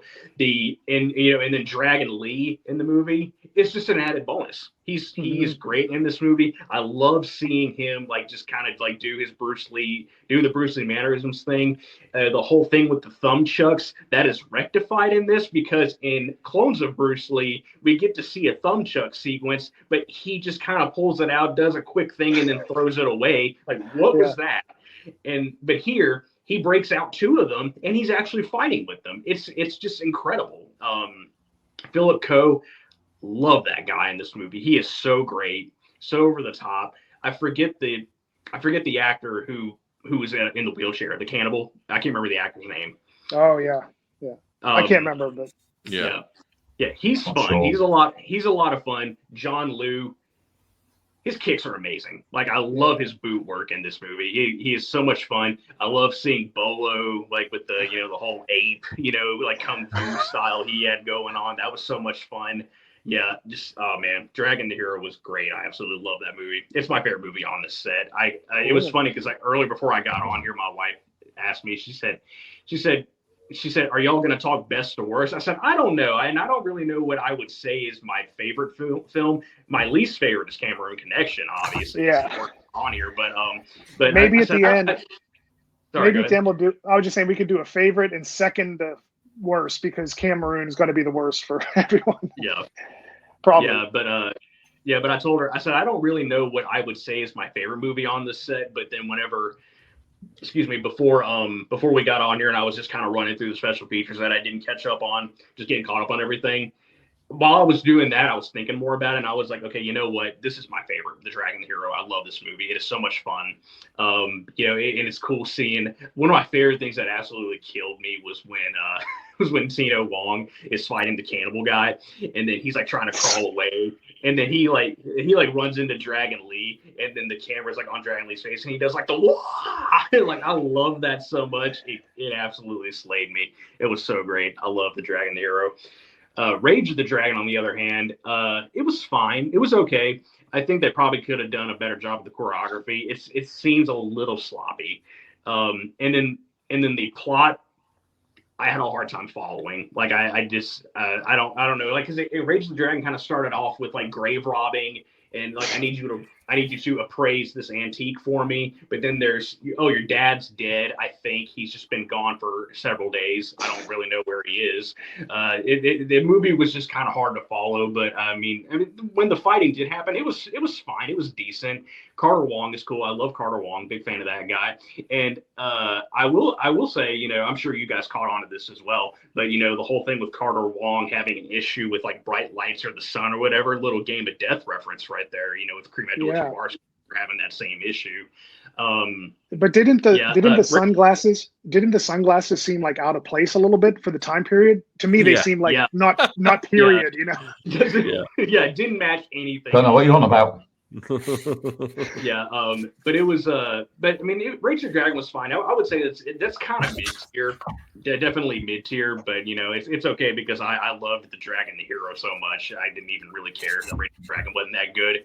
But yeah, that's all I got to say about that one. I think Dragon Hero is the best movie on the whole set. May not be the best disc, you know. I think like that's kind of up for debate, but I think Dragon Hero is definitely the best movie on here. So yeah, Leon, let's hear it. Okay. Anybody want to hazard a guess? I don't know. You're too unpredictable, man. Yeah, it might be one of these ones again for you. I feel like I don't. Okay. Yes. Who doesn't love a bit of old school kung fu, eh? And having John Liu in there. I'm a massive John Liu fan. If any of you have seen me and Shaz harp on about him in like New York Ninja and, you know, some of those other Vinegar Syndrome titles, I really do love him. And for me, it is 100% John Liu's film.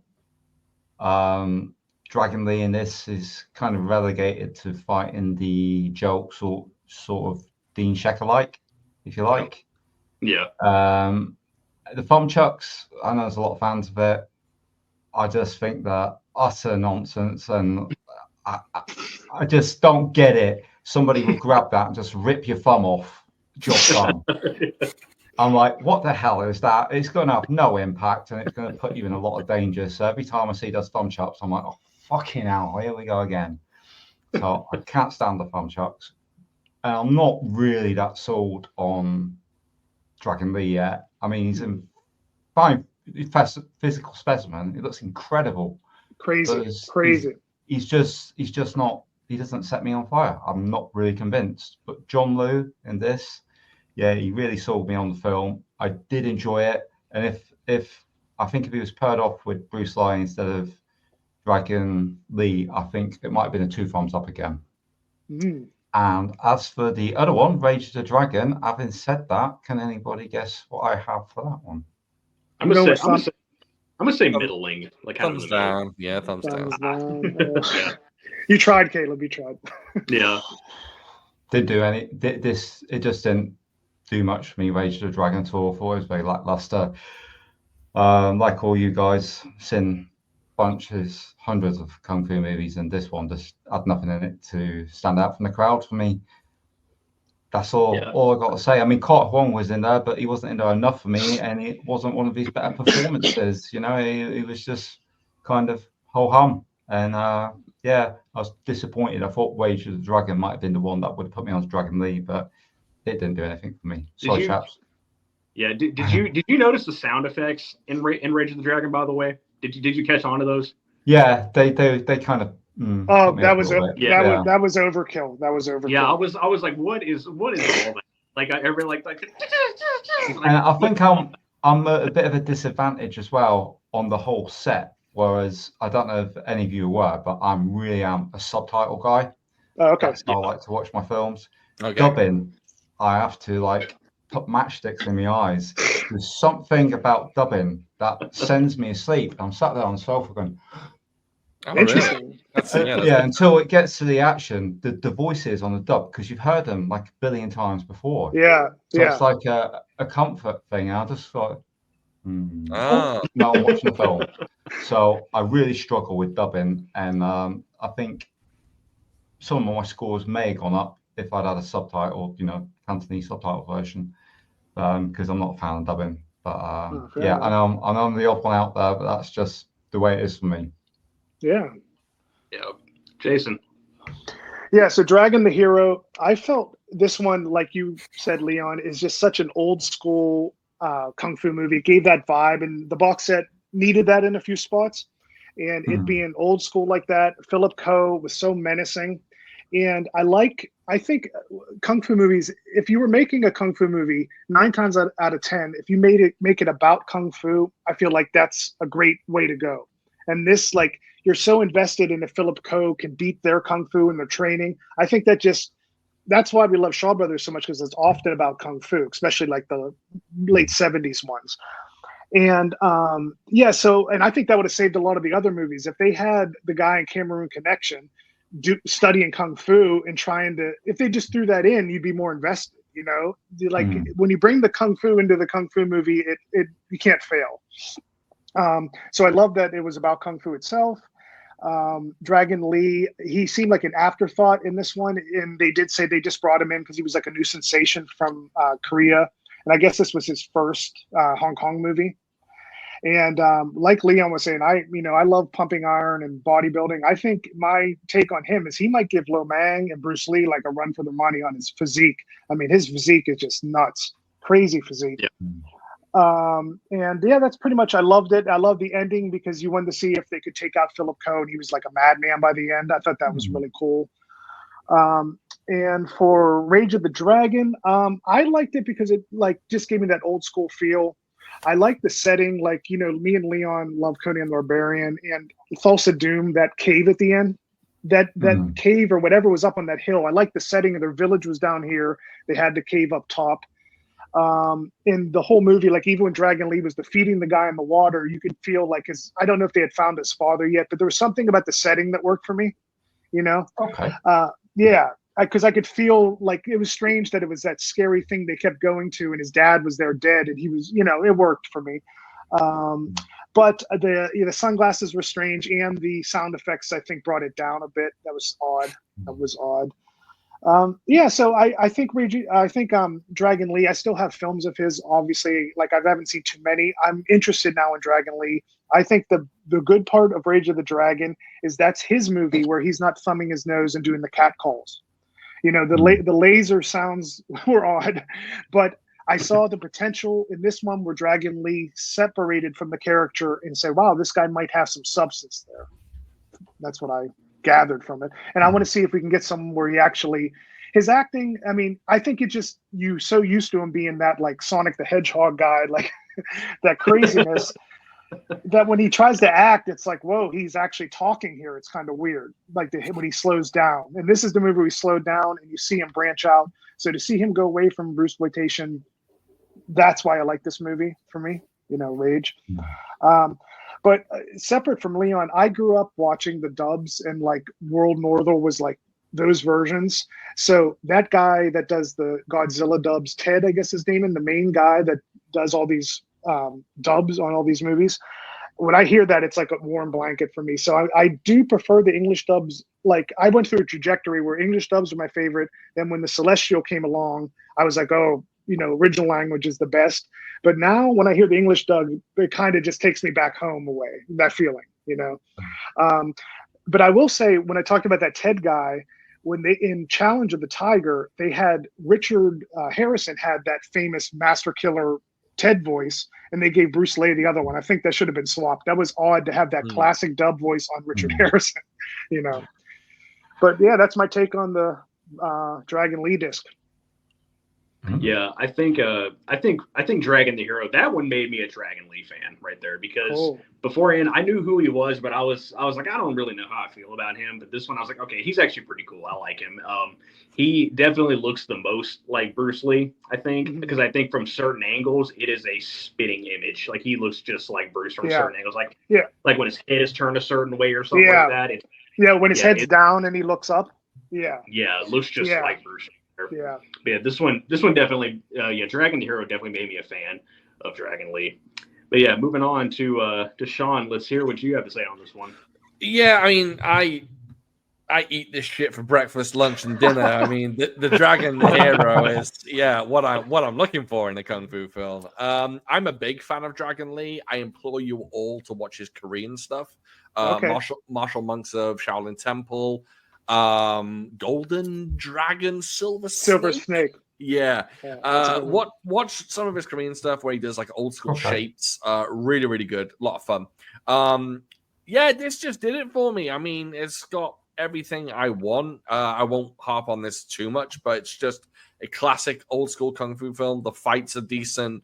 Philip Ko pops up. I mean, I've got no complaints about it. I think it was my second favorite in the set. But that's just because I'm a huge old school fan, and I think everyone has covered what I love about it. Just a good time. Just a good time. Classic kung fu is what I'm looking for.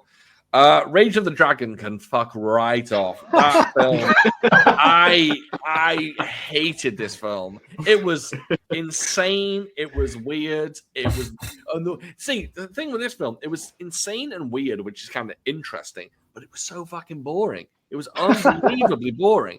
I just couldn't handle it. I found it very, very boring. I was kind of sad that Dragon Lee was in it because, I like him. I think he's great. I think he's got a lot of skill, but in this one, he's just, nothing special.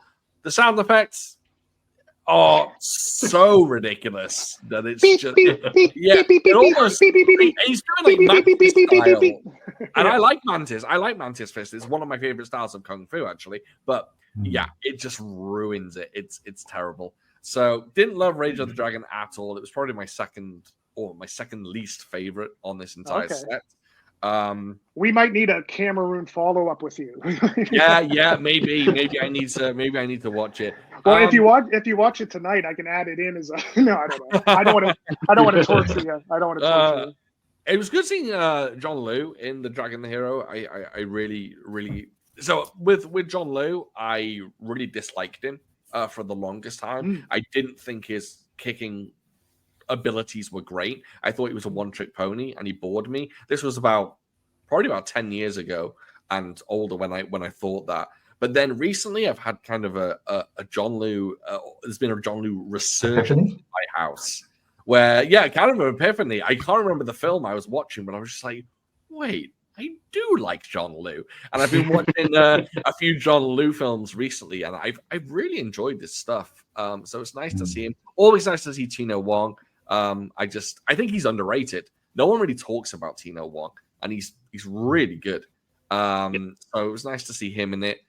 And just, it had everything, including the Dean Shek character, that all good Kung Fu films have. And I just had a good time. So this one was definitely a polarizing disc for me. I think it had a very good film and a bit of a shitty film, unfortunately. But all in all, just to have the Dragon the Hero look this good and on a set on Blu-ray, I'm very, very excited to have it. But I'll keep it short and sweet. One good, one bad. Cool. All right, Dragon. Kind of one very good and one okay for me. I certainly didn't not enjoy the Rage of the Dragon. The first one felt very much like Godfrey Ho channeling Yuen Wu Ping, and kind of basically kind of giving us that sort of that very much that kind of Snake and Eagle Shadow Drunken Master type movie, but with shades of Lee Soy Nam as well. That guy in the wheelchair looked like his makeup job was lifted straight from The Hot, the Cool, and the Vicious. From you, they just tried that, and I haven't even checked to see which one came first. But I really enjoyed it. It was kind of nice having that sort of flavor, because up until this point we hadn't really had like an old traditional, basically shaped style movie on the set so far, and like Leon said, it's much more of a John Liu movie than it is a Dragon Lee movie. Yeah, I was fine with that, but I do also really like Dragon Lee, even more so after seeing him interviewed in the documentary. He came across really well. He's like, I found him really endearing, and I think he had a lot more to do in Rage of the Dragon. It definitely is plodding in places. I didn't maybe controversially my Leon-esque hot take is I was fine with the laser sound effects. Okay. Oh wow!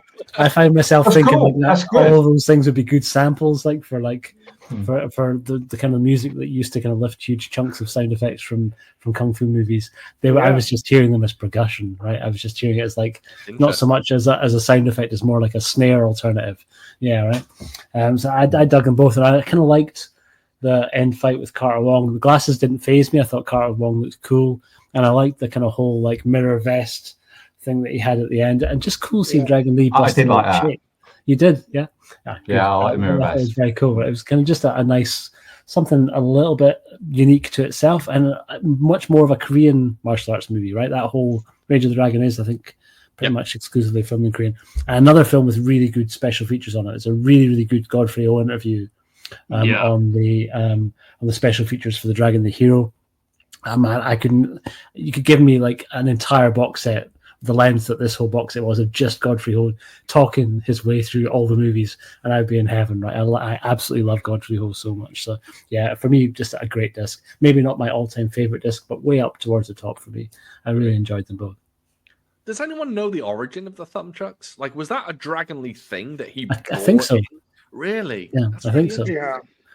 I think they talk about on the Clones cast. It might have been suggested by a director in Korea.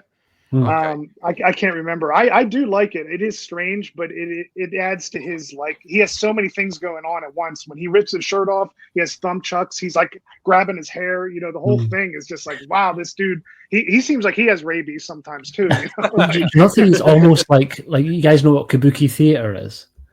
Where a little bit, yeah.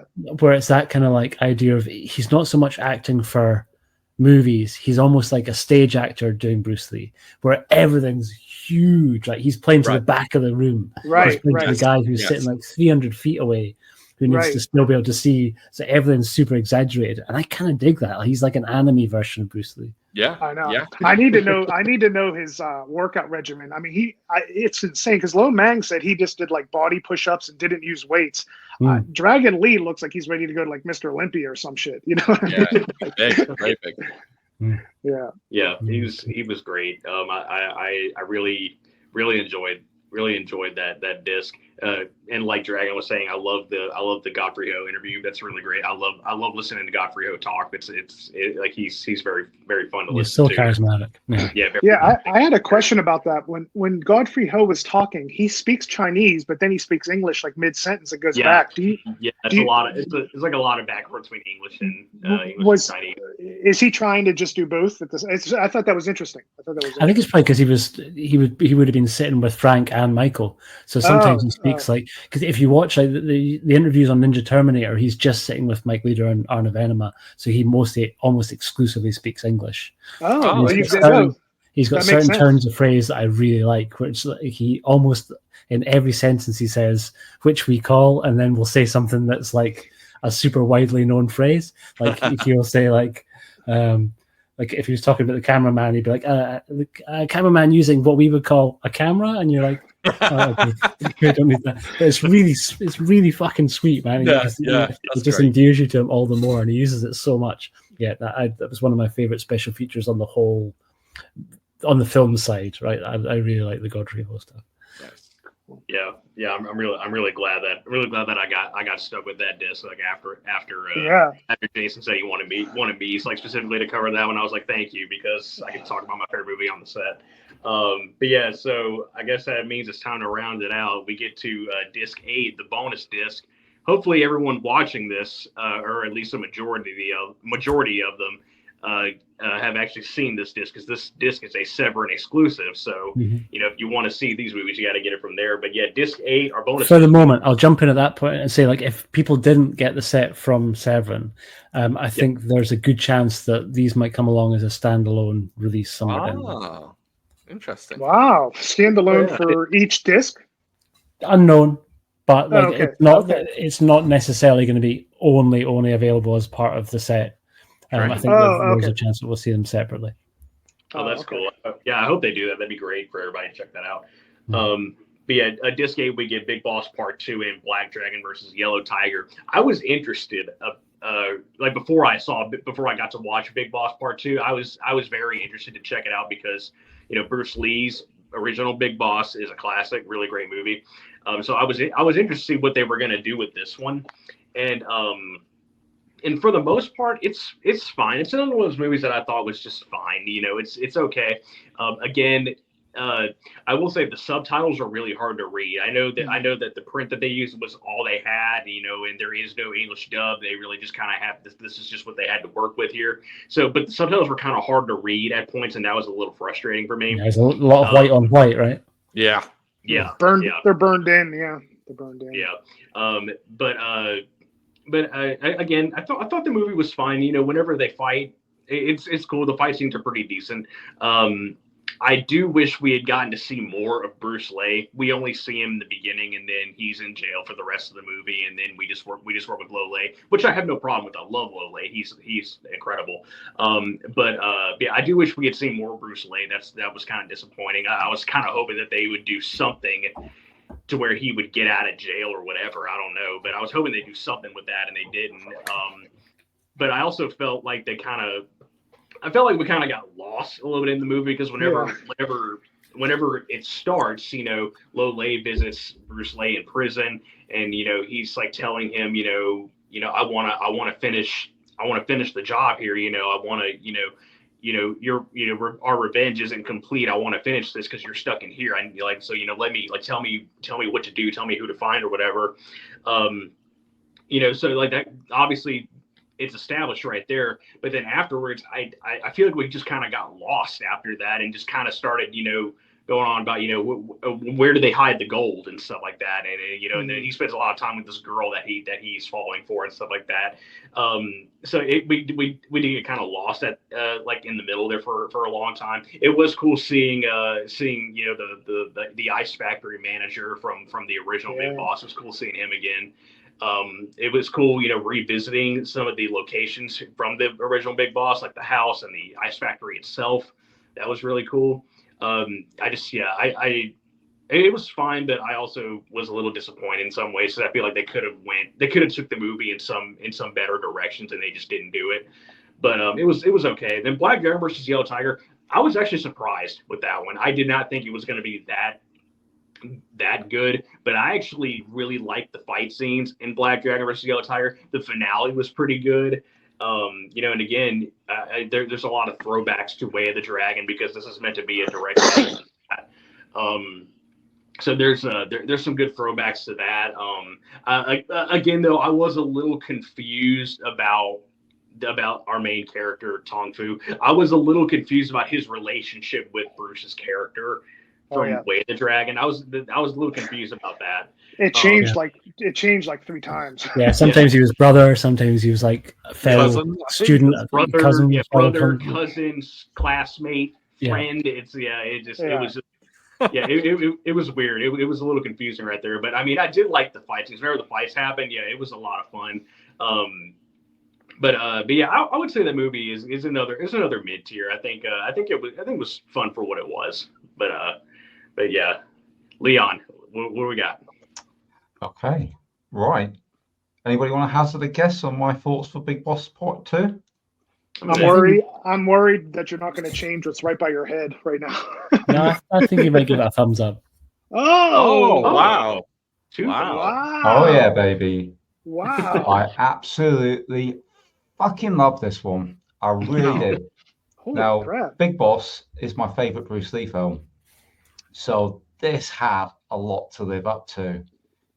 And I like the setup. I like that it continues directly from the Big Boss. And I'm happy with Bruce Lee being Bruce in jail. That fits the story perfectly.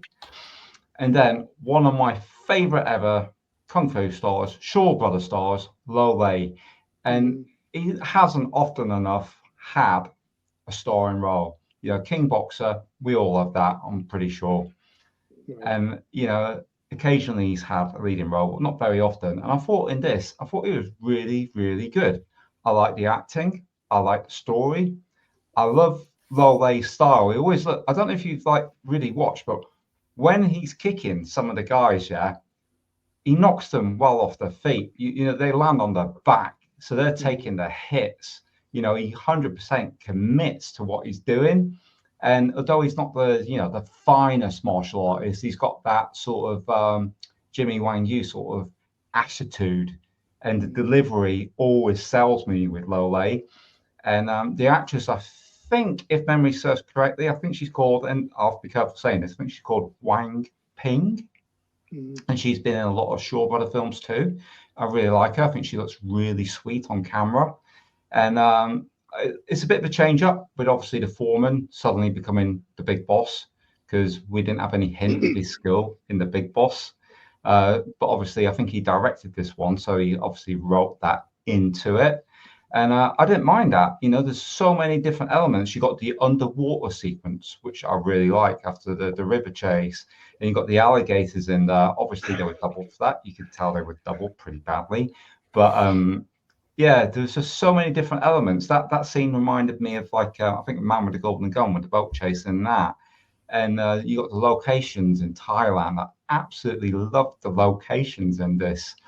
I had a blast watching this. I expected to hate it, and I absolutely loved it. So yeah, I will be returning to Big Boss Part 2 many times. Nice. And for the Black Dragon versus Yellow Tiger, any guesses? Thumbs up for this one. Thumbs down, I'm going to say. I think it might go thumbs down. Really? Oh, yeah. I was wrong. God. That was quite the jump from the. I don't know what to say. The lead actor in this, okay, he's a physical specimen. Yeah, I get that, but my God, man, you've got time to put the kettle on, make a cup of tea, and dunk your biscuit before he delivers that roundhouse kick. I've never seen it so telegraphed. I'm like, what the freaking heck? Yeah, I just find him. I found he had a lack of charisma for me. He didn't pull me into it at all. It's a shame because I thought this would be one of the ones I would like, with it following up on Way of the Dragon, but this delivered what I expected Big Boss 2 to, which was disappointment. And I thought it'd be the opposite way around, but no, there's not much I liked about this film. I don't want to run it down to the ground. I can see why it's in there. We're getting a different Brucesploitation actor.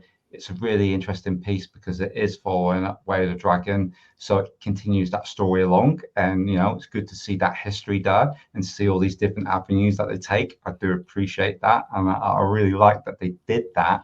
And it is a really curious, you know, piece. But for me, I probably won't return to this one. I don't think it just didn't do anything for me. That's all. Fair enough. Jason? Yeah, so Big Boss Part 2, to go back to my one time at band camp, Tarantino's theater, they played it. And I have a hunch this could be Tarantino's print, because you know how Michael Wirth says it's a private owner? Yeah. I wonder if it was his, because it said when they played it at Tarantino's was one print like left. And I can't remember the whole story of what happened, but I went in not knowing what's going on, and I got to say, I absolutely loved it. I love Big Boss Part 2. I can't even articulate why exactly. It's I have a little bit of thing for myself as a musician. I don't know if you guys ever feel this, like if a band you love, who says like Led Zeppelin or pick a band, but if there's a B-sides album, you know how sometimes you can, because everything else is overplayed, the B-sides album can kind of feel like your thing that people don't all know about. You know what I mean? Yeah. It's kind of like, the fact that I had saw this and it was so rare, it brought it up in my mind. And the fact that, I don't know, I do like slow burns in movies, and I love Lolay. Bruce Lay, he does seem really green, but he kind of seems good in this. He has the intensity. I thought he'd be more like maybe raw or something, or not act too well. But yeah, I just love this one. I think Lolay, the first fight scene takes you back, like, wow, he's really good. And yeah, it's funny, the Purple Haze and the Jimi Hendrix music, I'm sure you guys caught that in there. That's pretty cool. Yeah.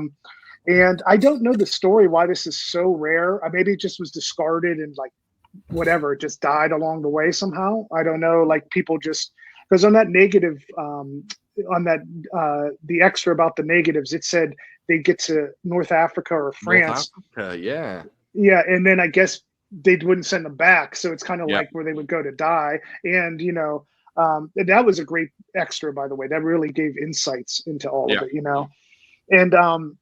And not to go too off on a tangent, but if you guys listen to the Clones Cast Fist of Fury 2 episode, I do call in on it, not like a self plug or anything, but right after when I call in, Michael goes in this long thing explaining negatives and intrapositives and intranegatives, and that really, I didn't know much about that.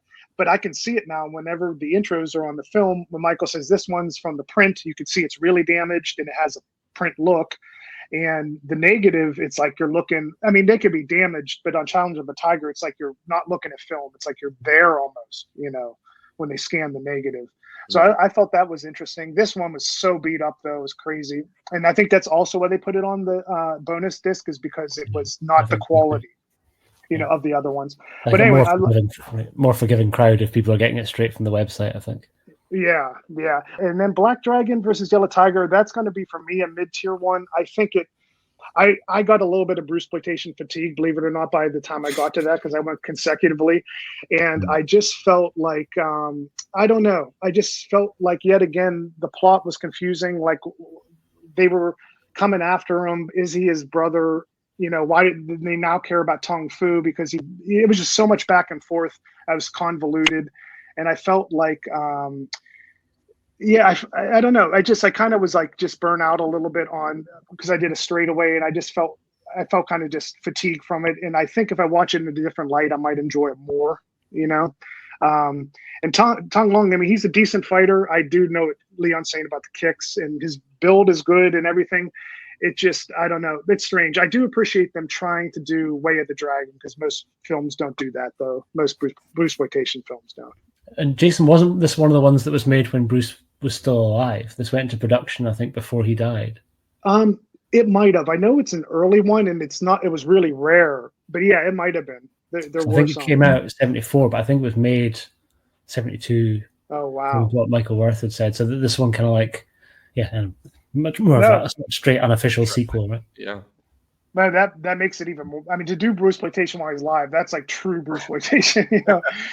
Because the point of Bruceploitation, in a way, is like when I was young and I didn't know better, it continues the feeling. It's like, okay, this is Bruce doing this, and this is Bruce doing this. If you go to it now and you haven't seen him, it's just kind of often clearly inferior. But when I was 6 years old, it just gave me more, you know? You get to see Bruce doing whatever, you know, going to hell and all that, you know?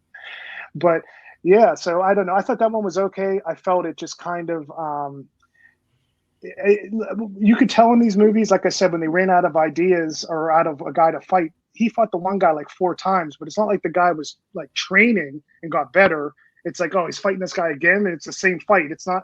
That's why they're going to bring the kung fu into it. The reason, you know, Chen Kun Tai going to Pai Mei again and again is he's trying to get better. On the 4th fight against that one guy, it's like, I don't even know what the point is, you know what I mean?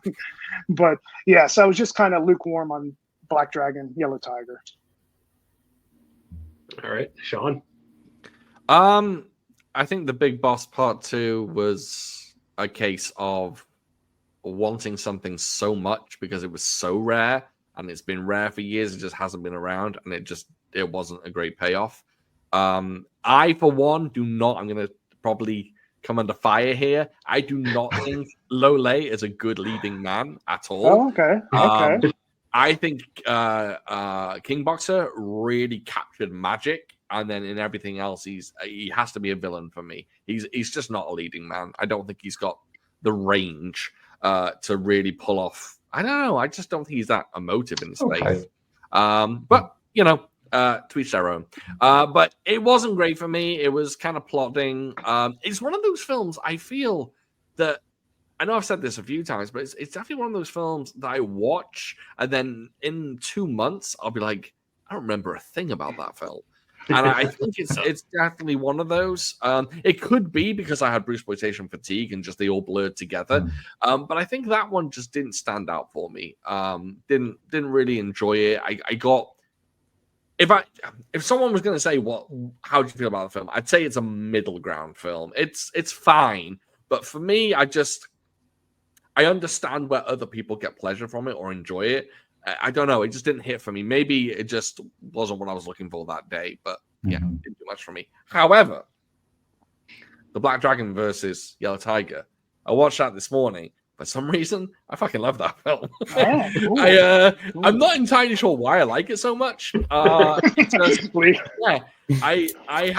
had a great time with it. I do not think it should be called Black Dragon versus Yellow Tiger. Oh yeah. Black Dragon turns up in the last fucking 5 minutes. I thought Ron Van Cleef was going to be in it. What the? Yeah, it's. I prefer its original title, which is The Growling Tiger. I actually kind of like that. It's a great title for a movie. Yeah, I have to add on. I have to agree with you there. I forgot to say that. Yeah, the end fight to me was anticlimactic a bit too, and yeah, that has to be U.S. retitling, obviously. And they're just like, oh, they just made it that. That was odd, that title. Yeah, and I don't know why they went for that dub track for that poor guy. It was atrocious. But I enjoyed the film. It just seemed like a kind of rogues gallery of villains, and just he fought through them. I kind of, at times, I thought Tong Lin was a terrible fighter. At times, I was just like, oh, this is kind of decent. So it kind of fluctuated. I don't think he's the best kicker in the world, but I think he's pretty good with his hands. Unless he's using nunchucks, in which case, stop using nunchucks. There is a wonderful scene in this film where he pulls out there's people surrounding him. He pulls out nunchucks, he spins them around and puts them back. Oh, okay. Yeah. It's great. I was trying to remember who was horrible with the nunchucks. It's him, right? Yeah, about that. He's certainly not great. Yeah. Well, there's someone on this box set, and I think it's in my notes, but it has to have been him. It had to have been him. Yeah, he needs to go home and practice a little bit more. But I don't know. There's a certain there's something about this film that I enjoy, because I think I enjoy that it's kind of not that good, but I kind of enjoy it for not being that good, and I'm not quite. It's not so bad it's good, but it's just I don't know. It's kind of it's like, this is how I feel. It's like someone I know made like a film for college. Yeah, and I was like, oh yeah, that's kind of good. That's how I feel about this film. It's kind of, it feels like someone just went in their backyard and filmed some fight scenes, and I'm like, good job, you did a good job. And that's what this film is for me. But I enjoyed it. I really enjoyed it. I had a good time. That's cool. I love the way there's overlap and there's also misaligns as well. It's fantastic to see everybody's different take. Yeah, it really is. Yeah. Were you guys shocked that this is like the only one that plays off of Way of the Dragon? I mean, for how many, Fist of Fury playoffs, and I guess Big Boss, there wasn't quite as many, but you think Way of the Dragon, they would have had like Chucksploitation or something, coming off of it. I thought the same thing. I thought that was kind of weird, because like whenever you start the movie and you put on like Michael Wirth's Kung Fu Theater intro, and he even mentioned in there that that Way of the Dragon is one of those movies that never really got like a follow up. And whenever he said that, I was like, oh wow! And actually, now that he says that, it is kind of surprising, because they've done so many prequels and sequels and like spinoffs or whatever, A Fist of Fury. There are so many Game of Death concept movies out there. I was kind of surprised that Way of the Dragon was one of those movies that didn't get that kind of treatment. Yeah. All right, Dragon, take us home. For me, interesting more than kind of like full on love or full on not enjoy. Did find myself right the way through Big Boss Part 2 wishing that pretty much every time I saw Lolay, actually wishing that it's Fist of Fury Part 2. I think that was the thing that I learned overall, was like, I kind of enjoy Fist of Fury Part 2 more than the Big Boss Part 2, which is fine. But it was all right. It was okay. Nice kind of seeing some of the locations in Thailand again, but was very much middling. I'm quite surprised by Black Dragon versus the Yellow Tiger. Like Sean, I dug that one too, right? For weirdly different reasons. Partly because of the fact that it was all in Taiwan and some of the locations were awesome. Like that last place where they have the last fight was this really interesting concrete version of the board that looked like it was stripped bare. And when they were having like the sort of celebrations for, I don't know if it was like a New Year's celebration that they just used for the film, was kind of really interesting. It had a different feel and a different vibe to the stuff you see from Hong Kong. They shot that kind of one scene when he first encounters the two dudes in white suits in the rain, which was really badass. And it was kind of like, had we ever actually seen like a Bruce Lee fight in like full on drive and rain that way? I don't know if we had. So I kind of dug that. I thought they were kind of trying to do their own thing. He was like, at one point I thought he was mute. Like, I hadn't been paying enough attention when Tong Lung was in the first few minutes of the film, because when he first comes up against the first gang, he speaks entirely in sign language. It's all like, yeah, he doesn't really speak to them at all. And I know he was sort of doing the Bruce thing, but it was like, all right, shit, is this? Can he speak? And then obviously he can speak, and he does speak, and at certain times says some really entertaining shit. Like at one point he does a demonstration. He's like, okay, that's Shaolin Tiger Fist. But you don't need to learn that. You'll find your own. You'll find your own thing. Now go away home now, guys. How about him in front of a mirror? That was so bizarre. Yeah, he's getting the mannerisms, right? Yeah. But I thought it was interesting. It was kind of, I would have liked to see a nicer print, but I know that's all they had access to. And I thought in some ways it was cool having one really beat up example on there, so you can show people like, this is what all movies we used to watch kind of looked like when you were trying to find these films before the DVD days, right? Like, you bloody kids, you've got it so fucking good. So there's a good one to point for that sort of situation. So yeah, I kind of enjoyed it. I thought it was like a good way to round out the end of the set, and I think has me excited to see what they're going to put together for Volume 2. Yeah. What you were saying there, though, when it has that quality of like it's really beat up, the prints and everything, doesn't it like make you feel like you're part of like saving it, preserving it, because you have it now? Do you know what I mean? Like when you watch like a film that's scrubbed so well, it's like, you know, and also probably because you know that these are really rare, the two on this last disc. But the fact that it looks so beat up, I'm just like, oh, cool, this is on my shelf, and it almost died. It almost didn't make it. You know what I mean? And seeing it like at the end of the reels, you know, that's when it gets really etchy, and then it gets better when the next reel starts. Some of those end of the reels on some of these, it was like the whole screen was like disintegrating and green was flying, and then it like corrected. It was like, wow, is it going to make it? You know? Yeah. But I thought that was cool. Like you get that preservation feeling when you see the film just look like it's like this has been played in a theater a lot. Definitely. Yeah. It's great to have any of these. I mean, it's just the fact that I have them and I can go to them every time, and I don't have to go to YouTube and watch a shitty copy anymore. It's incredible. It's incredible. Yeah. I feel like that's the magic of this box set, is just that this is like pretty much like it's getting more respect now. Thank you to Michael Wirth, and thank you to Frank Zhang and David and Severin and everything. But the overall like feeling towards Brucesploitation, it just, you know, people just usually didn't like it, or there was rare people that liked certain things. And I think this is putting it. Go ahead. So I was going to say, do you not think that in a lot of those cases it was people don't like the idea of it? Really necessarily diving in, because there's so much variety. I mean, even just look at how much the five of us have had like a total undulation of which things we've enjoyed and which we haven't, right?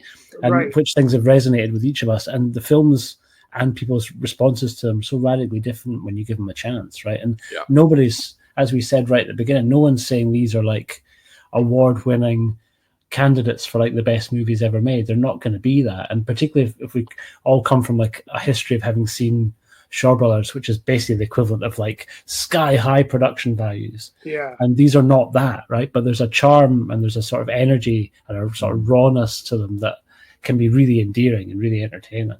But I just need to give them a chance. Yeah, I've heard you mention that before. It's true. Like a lot of the Bruce Lee zealots that love Bruce Lee, and I love Bruce Lee, but that's like often the tough crowd. That's the crowd that does not want to hear about Bruceploitation. Yeah. And this might sound, I don't know if it's a hot take, but I don't know if you guys agree. I think Bruceploitation's its best when it's not trying to be Bruceploitation, when it's like I really agree. The story of Bruceploitation, the stars breaking out from them trying to put him in these boxes. You know, when Bruce Lee breaks out, that's his best films. When Bruce Lee does Challenge of the Tiger, he's not thumbing his nose. That's when he shines and his charm is there. Dragon Lee. Yeah, when Dragon Lee's not the Sonic the Hedgehog version of Dragon Lee, that's when you're like, wow. And that's why, like Sean said, to watch some more. I want to see more now because I could see he has some depth there versus the Carnival version. You know? Yeah, I need to see that. Go ahead. Oh, sorry. Yeah, I think I need to see some of that. But I think this stream has kind of made the point of why they put so many different types of films in. Yep. And our discussion should show that to everybody that they couldn't put all of one type in, otherwise there'd be a big dropout on who was enjoying it overall. You know, the crowd out there, some are going to agree with some of us, some with others. I don't think there's going to be any one person that loves every single film, but people will now know, looking at this, that, hey, there might be something in there for me. And I think that's the beauty of it. Yeah, absolutely. Yeah, I agree. Yeah. All right, guys, we're coming towards the 3-hour mark. This is like, thanks so much for joining me. And I had a great time. Truly, I loved hearing everyone's take. And, you know, not to get too sappy, I consider you guys like great friends. I mean that from the bottom of my heart, you know. So I had a great time chatting with you guys. Great time. Awesome. Dude, that's been really cool. It's funny that you were like, yeah, we should be about an hour or so and we'll be done. I was like, no way.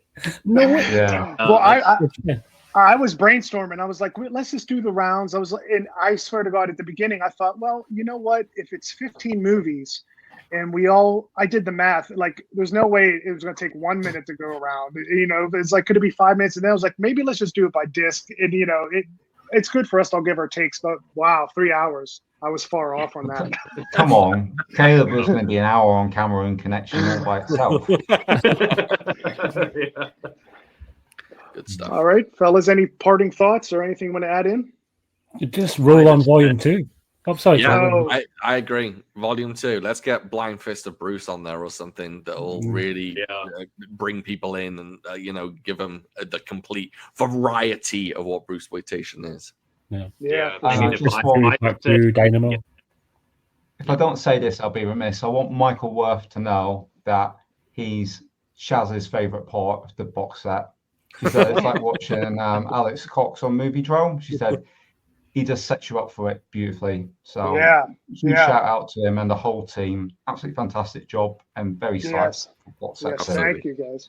Yeah, Michael did an incredible job. Michael, very much the patron saint of Bruceploitation at this point, I think. Now he's like the one that's protecting it and cherishing it and restoring it all for all of us. Absolutely. Yeah. Legend.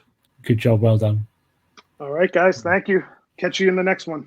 Catch you later. Thank you. Thank you, gentlemen. Thank you.